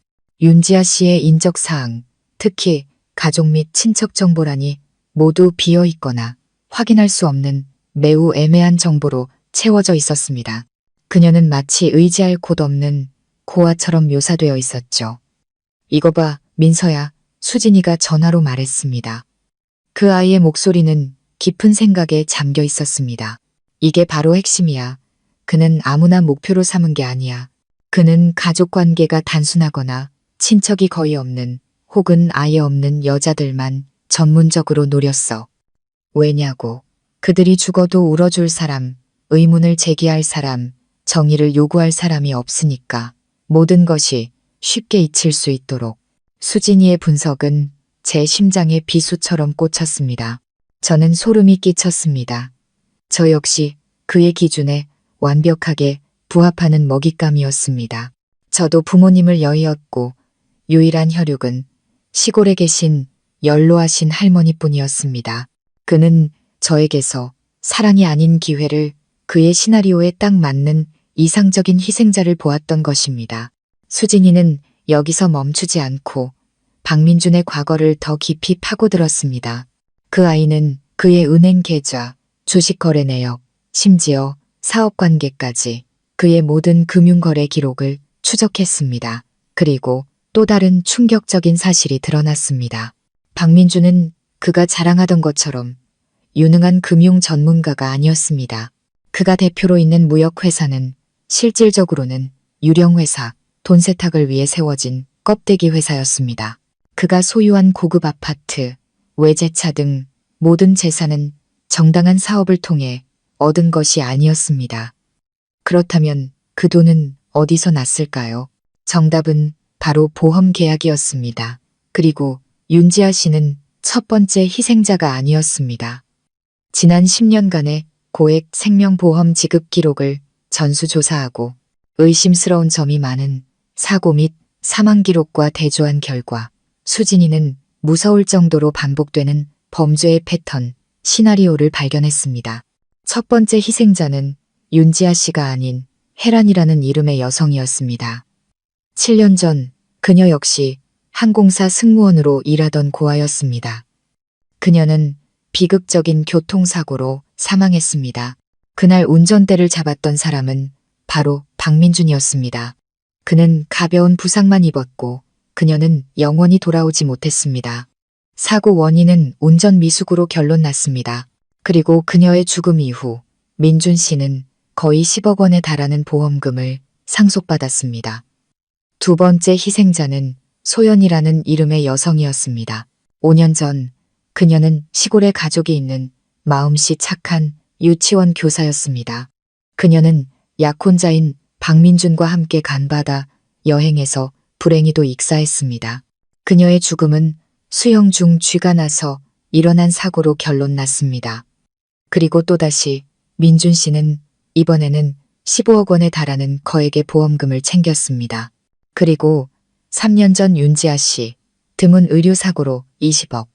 모든 희생자는 공통점이 있었습니다. 젊고 아름다우며 가족관계가 단순하고 주변에 간섭할 만한 친척이 없다는 것, 그리고 모든 죽음은 사고나 안타까운 사건이라는 완벽한 위장 아래 이루어졌습니다. 어떤 흔적도 어떤 의심도 남기지 않았습니다. 제 완벽한 남편 박민주는 알고 보니 인간의 탈을 쓴 악마, 현대판 푸른 수염이었습니다. 그는 질투 때문에 아내를 죽인 것이 아니었습니다. 그는 돈 때문에 그들을 죽였습니다. 그는 자신을 사랑하고 믿었던 여자들을 자신의 병적인 부축적 계획을 위한 도구, 소모품으로만 여겼던 것입니다. 그는 무고한 여성들의 무덤 위에 그들의 피와 눈물 위에 자신의 부와 경력을 쌓아 올렸습니다. 저는 전화기 너머로 수진이가 들려주는 사실들에 온몸을 떨었습니다. 분노는 이제 극한의 공포로 바뀌었습니다. 저는 단순히 살인자와 결혼한 것이 아니었습니다. 저는 괴물, 냉혈한 연쇄 살인마와 결혼했던 것입니다. 수진아, 나, 이제 어떻게 해야 해? 제가 물었습니다. 목소리가 갈라져 나왔습니다. 진정해, 민서야. 전화기 너머 수진이의 목소리는 여전히 단호했습니다. 이제 우리는 전체 그림을 파악했어. 하지만 이건 아직 우리의 추측과 연결고리일 뿐이야. 이걸 세상에 드러내고 그놈에게 죗값을 치르게 하려면 반박할 수 없는 증거가 필요해. 우리에겐 증인이 필요해. 우선 저 희생자들의 가족을 찾아야 해. 특히 윤지아 씨 가족. 그들이 가장 최근이야. 분명 중요한 단서를 제공해 줄 수 있을 거야. 윤지아 씨의 가족을 찾는 것. 서류상 모든 정보가 조작된 상황에서 그것은 결코 쉽지 않은 일이었습니다. 하지만 탐사보도 기자인 수진이에게 불가능은 없었습니다. 그 아이는 새로운 여정을 시작했습니다. 과거를 추적하고 묻혀버린 목소리들을 찾아내어 억울한 영혼들의 정의를 되찾기 위한 여정이었습니다. 저와 아들이 개인 병원에서 안전하게 보호받는 동안 수진이는 윤지아 씨의 흔적을 찾는 여정을 시작했습니다. 그것은 모래사장에서 바늘 찾기와도 같았습니다. 그녀의 진료 기록과 보험 서류에 있는 모든 정보는 박민준에 의해 교묘하게 조작되었습니다. 그는 의도적으로 모든 흔적을 지우고 윤지아 씨를 뿌리 없는 고아로 만들어 그녀가 죽은 후 아무도 그녀를 찾지 못하게 만들었습니다. 하지만 그는 기자의 집요함을 너무 얕봤습니다. 수진이는 그 조작된 정보에서 시작하지 않았습니다. 그 아이는 아주 사소한 단서, 아마 박민준 자신도 예상치 못했을 단서에서 시작했습니다. 그것은 윤지아 씨가 사망하기 며칠 전 소셜미디어에 올린 마지막 사진이었습니다. 사진 속 그녀는 아름다운 부겐빌레아 덩굴이 있는 작은 카페 앞에 서 있었습니다. 그리고 엄마 품으로 평화는 바로 여기라는 글이 함께 적혀 있었죠. 평화는 바로 여기. 이 말은 그곳이 시끄러운 서울의 카페가 아니라는 것을 의미했습니다. 그곳은 그녀의 고향이었습니다. 수진이는 사진을 확대해 가장 작은 디테일까지 찾아내려 했었습니다. 그리고 마침내 카페 간판에서 아주 작은 글씨로 적힌 한 군의 이름을 발견했습니다. 멀리 떨어진 지방의 작은 군이었습니다. 수진이는 망설임 없이 혼자 그곳으로 가는 버스에 몸을 실었습니다. 그 아이는 온종일 그 작은 군을 헤매며 윤지아 씨의 사진을 들고 사람들에게 물어보았습니다. 그리고 마침내 행운이 찾아왔습니다. 한 찻집 주인이 사진 속 여자를 알아본 것입니다. 아, 이 아가씨는 지아잖아. 마을 끝에 사는 한씨 부부 딸이야. 참 예쁘고 착한 아이였는데 서울로 돈 벌러 가서 좋은 남편 만났다고 들었는데 명이 짧았지. 일찍 죽었다고 하더라고. 마침내 찾아냈습니다. 윤지아 씨는 고아가 아니었습니다. 그녀에게는 가족이 있었습니다. 외딴 시골의 가난한 가족이. 수진이는 한씨 부부의 집을 찾아갔습니다. 그곳은 작은 강가에 자리 잡은 허름한 단층집이었습니다. 수진이를 맞이한 것은 고된 삶과 자식을 잃은 슬픔으로 깊은 주름이 팬 늙은 부부였습니다. 수진이가 자신을 기자라고 소개하며 그들의 딸에 대해 알아보고 있다고 하자 부부는 놀랐지만 이내 그녀를 집 안으로 들였습니다. 재단 위에는 윤지아 씨의 영정사진이 놓여 있었습니다. 환하게 웃고 있는 젊고 아름다운 아가씨. 그 미소를 보고 있자니 그녀의 삶이 그토록 비극적으로 끝났다는 것이 믿기지 않았습니다. 그리고 부부는 수진이에게 딸의 이야기를 들려주었습니다. 눈물과 기만으로 가득 찬 이야기였습니다. 윤지아 씨는 집안의 장녀로 어릴 때부터 공부도 잘하고 예뻐서 가족의 자랑이었습니다. 대학 졸업 후 그녀는 부모님과 동생들을 돕겠다는 꿈을 안고 서울로 올라와 일했습니다. 그리고 그곳에서 민준 씨를 만났습니다. 부부의 이야기 속에서 민준 씨는 왕자님처럼 묘사되었습니다. 그는 잘생기고 부유하며 지아를 지극정성으로 사랑했습니다. 그는 여러 번 시골집에 내려와 인사를 드렸고 올 때마다 선물을 가득 들고 와 예의 바르게 행동했습니다. 그는 지아에게 부유한 삶을 약속했고 가족들까지 책임지겠다고 했습니다. 부부는 그를 완전히 믿었고 딸이 좋은 짝을 만났다고 기뻐했습니다. 그러다 지아가 임신을 했고 민준 씨는 크게 기뻐했습니다. 그는 곧 성대한 결혼식을 올리겠다고 말했습니다. 하지만 비극이 닥쳤습니다. 어느 날 부부는 민준 씨에게서 전화를 받았습니다. 지아가 드문 합병증으로 수술대 위에서 사망했다는 비보였습니다. 그때 하늘이 무너지는 것 같았어요. 한 씨 부인이 흐느끼며 말했습니다. 눈물이 그렁그렁했습니다. 우리는 급하게 버스를 타고 서울로 올라갔죠. 그 밖 서방이 모든 장례 절차를 다 준비해놨더군요. 우리 앞에 무릎을 꿇고 울면서 자기가 부족해서 아내와 아이를 잘 돌보지 못했다고 자책했어요. 그 애가 너무 괴로워하니까 우리도 차마 원망할 수가 없었어요.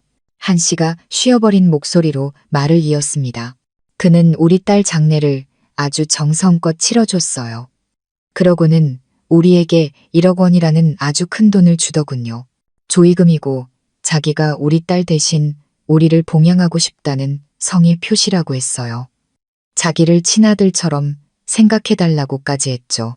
너무 슬퍼하지 마시고 우리 딸이 박복했다고 생각하라고 하더군요.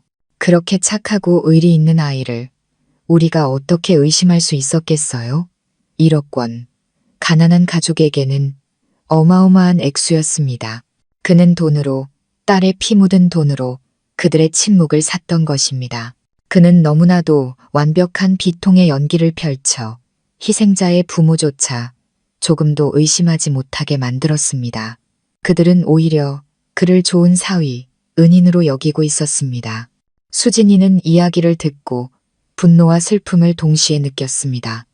그 아이는 조심스럽게 부부에게 진실을 이야기하기 시작했습니다. 저에 대한 이야기, 제 뱃속의 아이, 50억짜리 보험 계약, 그리고 그녀가 알게 된 예전 시나리오에 대해서요. 처음에는 한씨 부부도 믿지 않았습니다. 그들은 수진이가 착한 사위를 모함하려 이야기를 꾸며낸다고 생각했습니다. 하지만 수진이가 증거들, 보험, 서류, 다른 의심스러운 사고에 대한 기사들을 보여주자 그들은 흔들리기 시작했습니다. 그리고 수진이가 똑같이 임신한 몸으로 완벽한 남편에게서 도망쳐야 했던 한 여자의 녹음된 목소리를 들려주었을 때 그들은 완전히 무너져 내렸습니다. 한씨 부인이 바닥에 주저앉아 가슴을 찢는 통곡을 터뜨렸습니다. 세상에, 내 딸아, 내 딸아. 지아야, 네가 어쩌다 그렇게 억울하게 죽었니? 한씨는 의자에 앉아 넋이 나간 채 두 손으로 얼굴을 감쌌습니다. 앙상한 어깨가 가늘게 떨리고 있었습니다.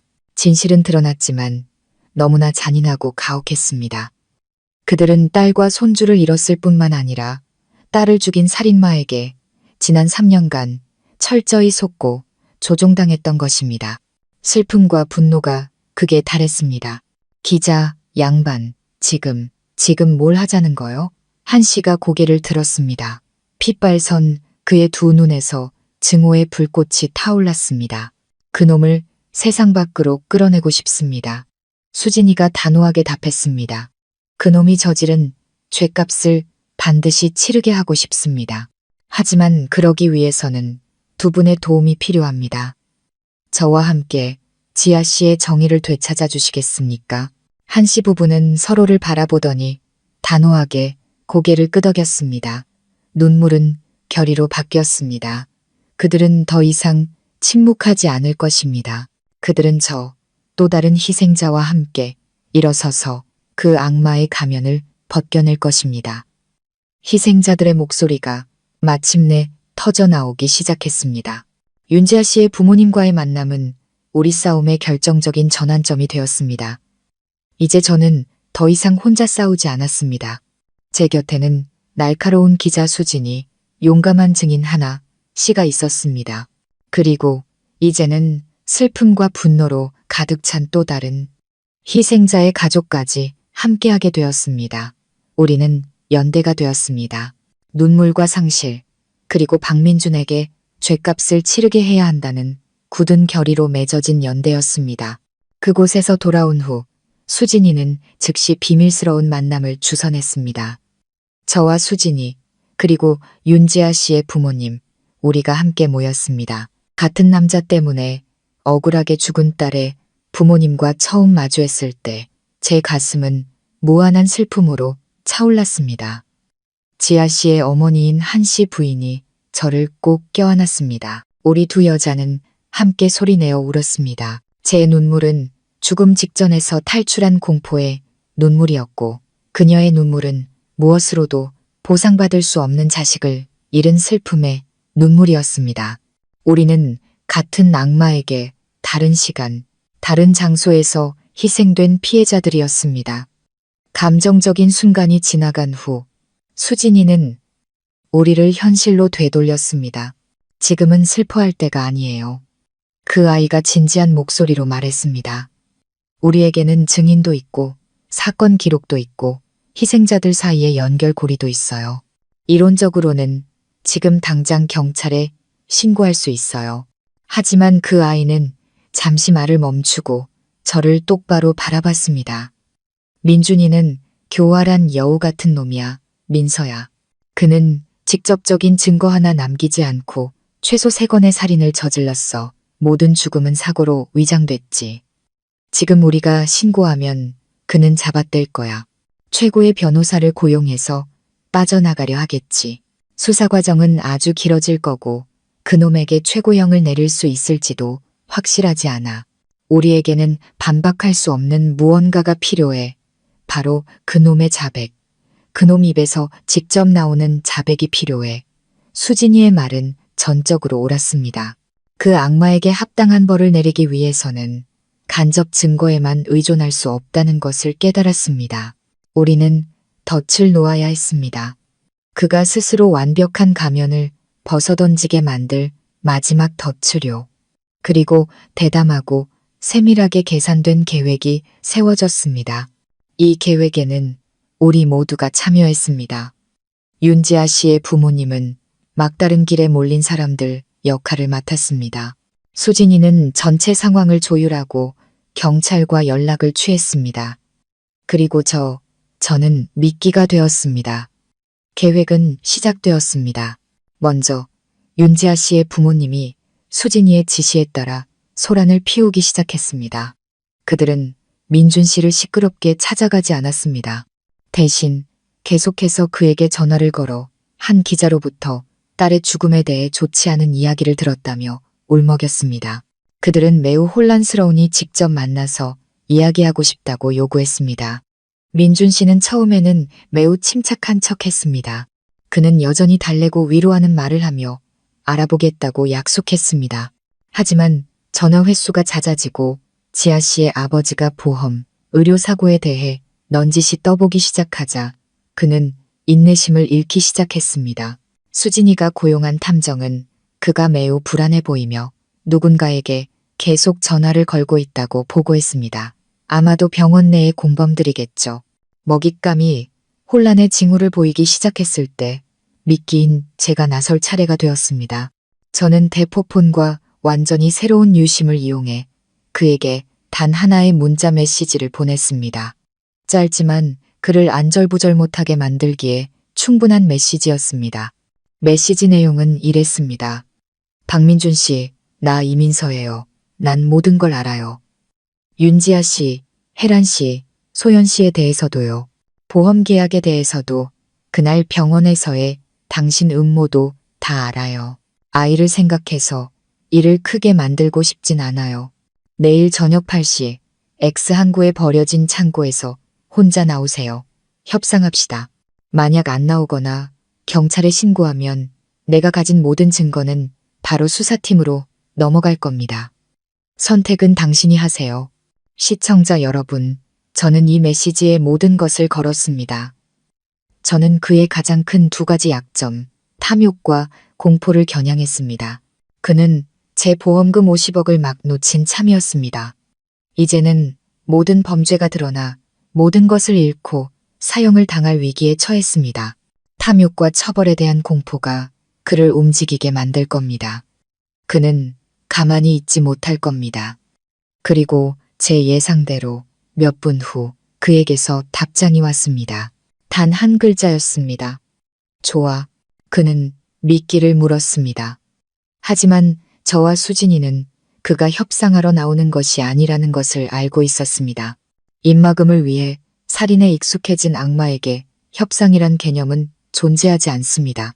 그는 저를 다시 한번 제거하기 위해 그의 자유와 막대한 재산에 가장 큰 위협이 되는 유일한 증인을 없애기 위해 나오는 것입니다.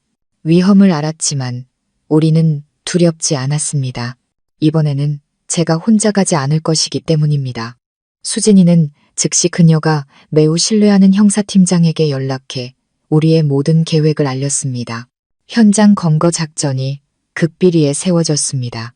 제가 선택한 장소, 항구에 버려진 창고는 인적이 드물지만 경찰이 발각되지 않고 매복하기에 이상적인 장소였습니다. 그날 밤 제가 약속 장소에 나갈 것이지만 제 몸에는 초소형 고성능 녹음기가 부착될 것입니다. 그리고 제 주위 어둠 속에는 그물을 던질 준비를 마친 정의의 눈들이 기다리고 있을 것입니다. 덫은 완벽하게 설치되었습니다. 미끼는 준비되었습니다. 너무나 탐욕스럽고 자만심의 참맹수는 자신이 사냥꾼이 아닌 사냥감으로서 사냥터에 발을 들여놓고 있다는 사실을 전혀 알지 못했습니다. 내일 밤의 운명적인 만남은 그가 저지른 모든 죄악에 대한 마지막 심판이 될 것입니다. 밤이 항구에 내려앉아 짠내 섞인 바닷바람과 살을 내는 듯한 냉기가 감돌았습니다. 버려진 창고는 어둠 속에 잠겨 마치 입을 벌리고 기다리는 거대한 괴물 같았습니다. 공기는 무겁게 가라앉았고 긴장감은 제 심장 소리가 들릴 정도로 팽팽했습니다. 저는 계획대로 약속 시간보다 15분 일찍 도착했습니다. 수진이와 형사들은 이미 먼저 와서 치밀하게 계산된 위치에 몸을 숨기고 있었습니다. 제 옷깃 안쪽에 숨겨진 초소형 녹음기는 이미 켜져 있었습니다. 저는 창고 앞 넓은 공터에 홀로 서서 겁에 질려 협상을 기다리는 여자 역할을 연기했습니다. 정확히 8시 검은색 고급 세단 한 대가 천천히 들어왔습니다. 그 차의 헤드라이트가 제 얼굴을 정면으로 비췄고 눈이 부셔 손으로 얼굴을 가려야 했습니다. 차는 저에게서 약 10m 떨어진 곳에 멈췄습니다. 차 문이 열리고 박민준이 내렸습니다. 그는 여전했습니다. 그 젠틀하고 멋진 모습 그대로였습니다. 명품 정장에 깔끔하게 빗어 넘긴 머리. 하지만 그의 얼굴에서는 더 이상 훈남의 미소를 찾아볼 수 없었습니다. 그 구역의 유일한 희미한 불빛 아래에서 저는 그의 얼굴에 서린 긴장감과 잔인함 그리고 칼날처럼 차가운 눈빛을 똑똑히 볼 수 있었습니다. 그는 더 이상 제 남편이 아니었습니다. 그는 먹잇감을 향해 다가오는 맹수였습니다. 그는 안전거리를 유지한 채 멈춰서서 두 손을 주머니에 찔러 넣었습니다. 일찍 왔네, 민서 씨. 그의 목소리는 감정 없이 낮고 차가웠습니다. 당신도 시간 잘 지켰네요. 저는 목소리가 떨리지 않도록 애쓰며 답했습니다. 내가 원하는 건 준비했어요? 그가 경멸이 가득한 비웃음을 흘렸습니다. 협상. 네가 감히 나랑 협상할 자격이 있다고 생각해. 말해봐. 내 증거는 어딨어? 이리 내놔. 그럼 내가 살 길은 한번 고려해보지. 살 길. 저도 비웃음이 터져 나왔습니다. 비아냥 가득한 웃음이었습니다. 당신이 윤지아 씨, 혜란 씨, 소연 씨에게 줬던 그 살길 말인가요? 아니면 수술대 위에서 나한테 주려 했던 그 살길. 민준의 얼굴색이 변했습니다. 그는 제가 그렇게까지 많이 알고 있을 줄은 몰랐던 겁니다. 너 어디까지 알아낸 거야? 그가 으르렁거렸습니다. 주머니 속 그의 손이 꽉 쥐어지는 것 같았습니다. 전부 다 알아요. 제 목소리는 더 이상 두려움 없이 단호해졌습니다. 당신이 사기꾼이고 연쇄살인마라는 걸 알아요. 당신이 무고한 여자 3명을 똑같은 시나리오로 죽이고 그들의 보험금을 가로챘다는 것도 알죠. 그리고 내가 4번째 희생자가 될 뻔했다는 것도 맞죠. 박민준 씨. 민주는 침묵했습니다. 그는 더 이상 부인하지 않았습니다. 그의 침묵은 자백이었습니다. 그래서 한참 후에야 그가 입을 열었습니다. 그의 목소리는 악랄하고 뻔뻔해졌습니다. 그래봤자 오늘 너도 여기서 못 벗어나. 순순히 수술대 위에서 죽었으면 모든 게 깔끔했을 텐데. 왜 굳이 살아남아서 이렇게 더 고통스럽게 죽으려고 하는 거지? 그는 인정했습니다. 그는 스스로 모든 것을 말했습니다. 제 몸에 있는 녹음기는 한 글자도 빠짐없이 모든 것을 녹음했을 겁니다. 제 임무는 끝났습니다. 당신이 날 죽일 수 있을 것 같아요? 저는 그의 눈을 똑바로 쳐다봤습니다. 이 주변에 다 내 사람들이에요. 저는 그의 반응을 보기 위해 일부러 그렇게 말했습니다. 하지만 그는 미친 듯이 웃음을 터뜨렸습니다. 네, 사람들. 어디? 아무도 안 보이는데. 네가 날 겁줄 수 있을 것 같아. 민서야, 넌 여전히 순진하구나. 넌 치명적인 실수를 했어. 바로 여기 혼자 온 것. 그 말을 마치고 그는 주머니에서 오른손을 꺼냈습니다. 그의 손에 들려있는 것은 총이 아니라 투명한 액체가 담긴 주사기였습니다. 이게 뭔지 알아? 그가 입꼬리를 올리며 웃었습니다. 고농축 염화칼륨이야. 한 방이면 내 심장은 바로 멎을 거야. 누구도 흔적을 찾지 못할 테고 사람들은 그저 산후우울증에 시달리던 산모가 스스로 목숨을 끊었다고 생각하겠지. 완벽한 결말 아니야? 그는 저를 향해 천천히 다가오기 시작했습니다. 악마의 광기로 일그러진 얼굴이 완전히 드러났습니다. 저는 뒤로 물러섰습니다. 심장이 터질 것 같았습니다. 주변에 경찰이 있다는 것을 알았지만 죽음을 눈앞에 두니 공포를 느끼지 않을 수 없었습니다. 잘 가, 내 사랑하는 아내. 그가 저를 향해 달려들었습니다. 주사기를 든 팔을 높이 쳐들면서요. 50억은 마침내 내 차지가 될 거야. 바로 그 순간 날카로운 주사바늘이 제 팔에 닿기 불과 몇 센티미터 전 밤의 정적을 깨는 위험 있는 외침이 울려 퍼졌습니다. 꼼짝 마, 경찰이다. 어둠 속에서 사방에서 수십 개의 검은 그림자가 일제히 튀어나왔습니다. 손전등 불빛이 온 구역을 대낮처럼 밝혔습니다. 경찰견이 짖는 소리가 울려 퍼졌습니다.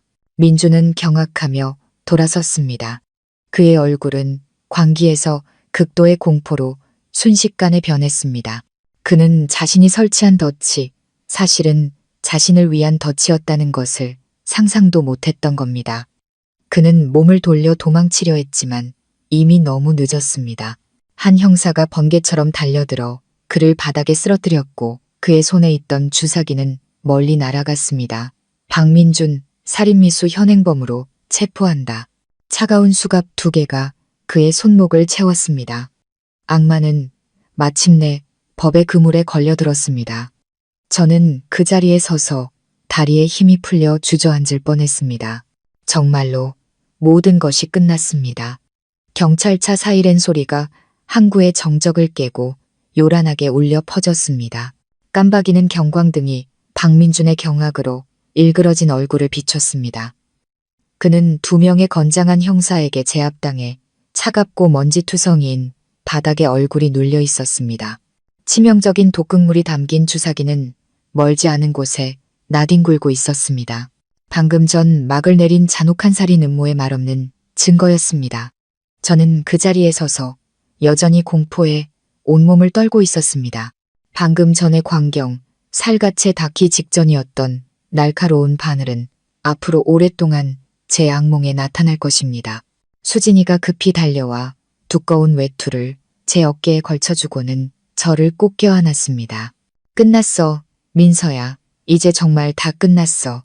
너 안전해. 단짝 친구의 목소리를 듣자 제 안의 모든 강인함과 억눌렀던 감정들이 무너져 내렸습니다. 저는 그 아이의 품에서 소리내어 울었습니다. 공포와 분노, 그리고 죽음의 문턱에서 벗어난 안도의 눈물이었습니다. 처음부터 우리와 함께했던 수사관 한 분이 다가왔습니다. 그는 동정과 존경이 섞인 눈빛으로 저를 바라봤습니다. 이민서 씨, 정말 용감하셨습니다. 이제 경찰서로 가서 자세한 진술을 부탁드립니다. 모든 것이 녹음되었지만 공식적인 진술이 필요합니다. 저는 고개를 끄덕이고 서둘러 눈물을 닦았습니다. 여경들의 부축을 받아 민준이 있는 곳을 지나갈 때 그가 고개를 들어 저를 쳐다봤습니다. 그의 눈에는 더 이상 분노가 아닌 극한의 증오가 담겨 있었습니다. 덫에 걸린 맹수의 증오였습니다. 네가 날 함정에 빠뜨렸어. 그가 소리쳤습니다. 저는 멈춰 서서 그의 눈을 똑바로 쳐다봤습니다. 제 목소리는 차갑고 단호했습니다. 내가 당신을 함정에 빠뜨린 게 아니야. 나는 단지 나를 위해, 내 아이를 위해, 윤지아 씨를 위해, 그리고 당신에게 속고 살해당한 모든 무고한 여자들을 위해 정의를 되찾았을 뿐이야. 당신은 이제 그 안에서 당신의 죗값을 치러. 그 말을 마치고 저는 뒤도 돌아보지 않고 발걸음을 옮겼습니다. 그날 밤 경찰서에서 저는 모든 것을 진술했고 가장 중요한 결정적인 증거, 박민준의 자백이 담긴 초소형 녹음기를 제출했습니다. 그 안에는 그가 이전에 3명의 여성을 보험금을 노리고 살해했다는 자백부터 저를 수술대 위에서 살해하려던 음모, 그리고 바로 그날 밤 저를 제거하려던 계획까지 모든 것이 담겨 있었습니다. 그 녹음 파일과 현행범으로 체포된 살인미수 행위 앞에서 박민준은 더 이상 빠져나갈 길이 없었습니다. 그는 완전히 무너졌습니다. 냉혈한 살인마의 자만심은 온데간데없고 울며 불며 관용을 구하는 비참한 범죄자로 전락했습니다. 그리고 그의 자백을 통해 끔찍한 범죄 네트워크가 드러났습니다. 그는 혼자 행동한 것이 아니었습니다. 의료사고로 위장된 살인을 저지르기 위해 그는 의료진의 도움이 필요했습니다.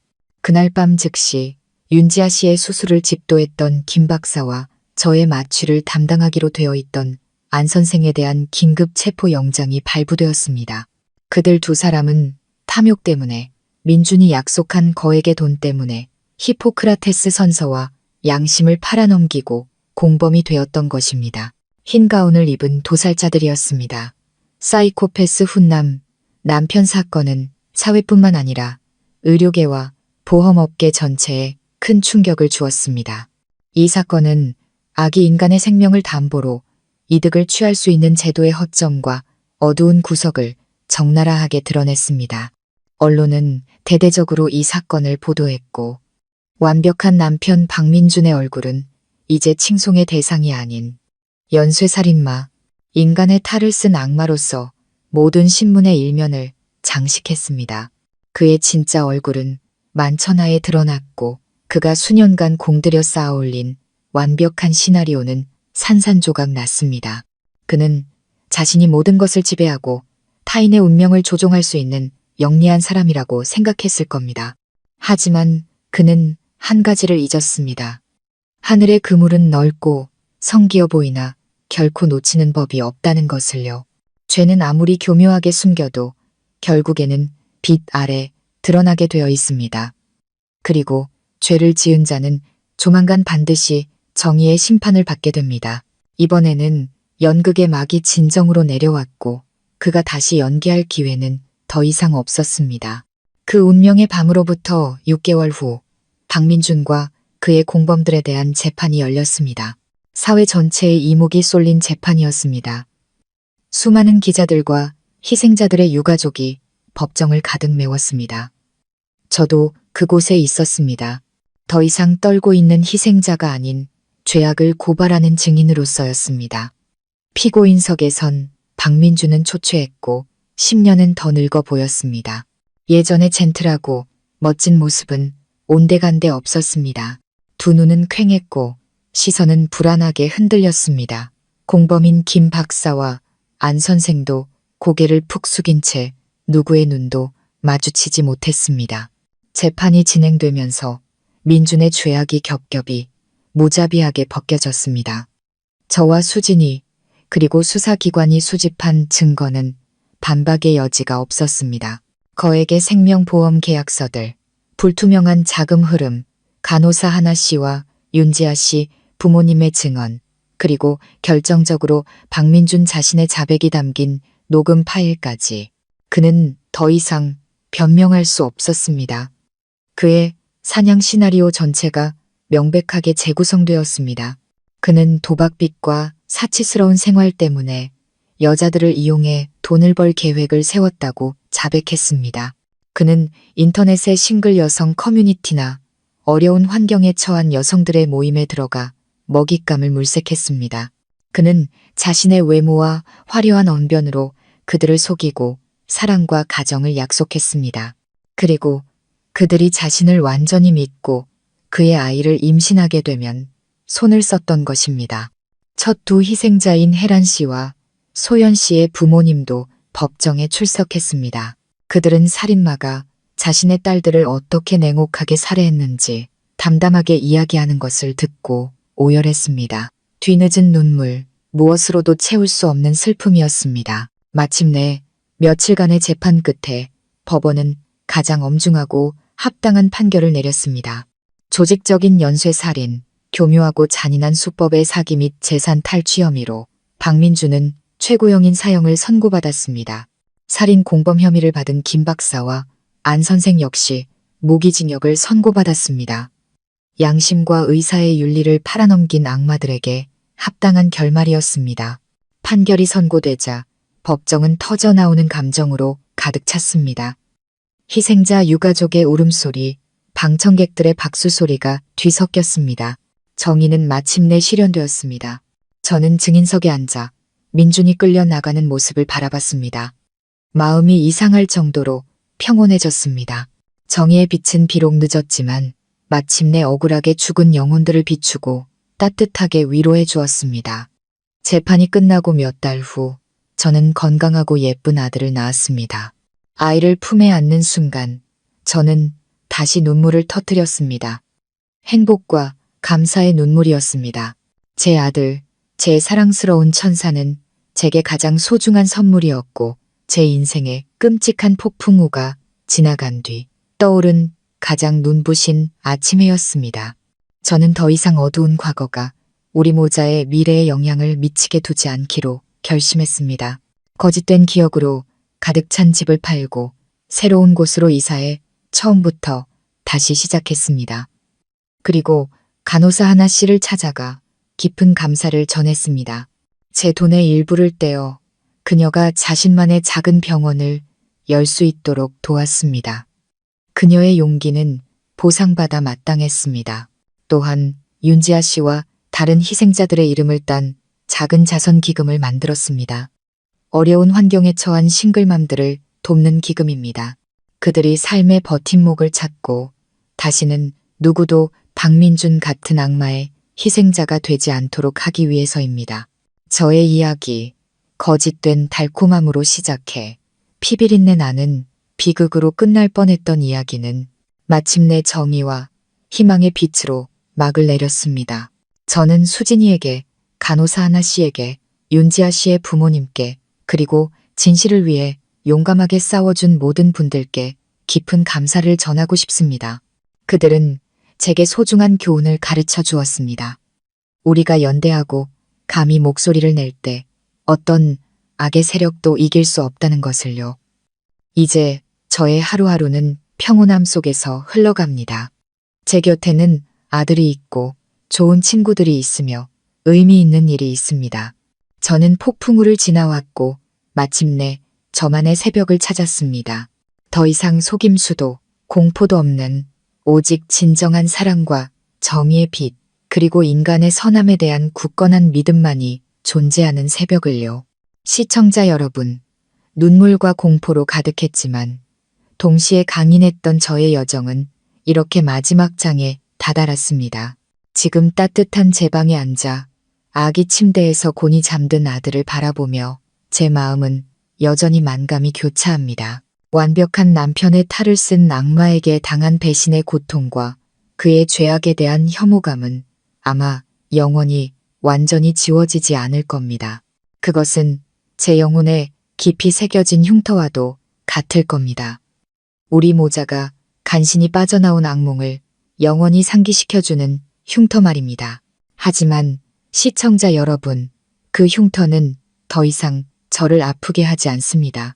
이제 그 흉터를 만질 때면 저는 모성애의 힘, 한 여성의 강인함, 그리고 이 험난한 세상 속에서도 여전히 존재하는 선한 것들에 대한 무한한 감사를 느낄 뿐입니다.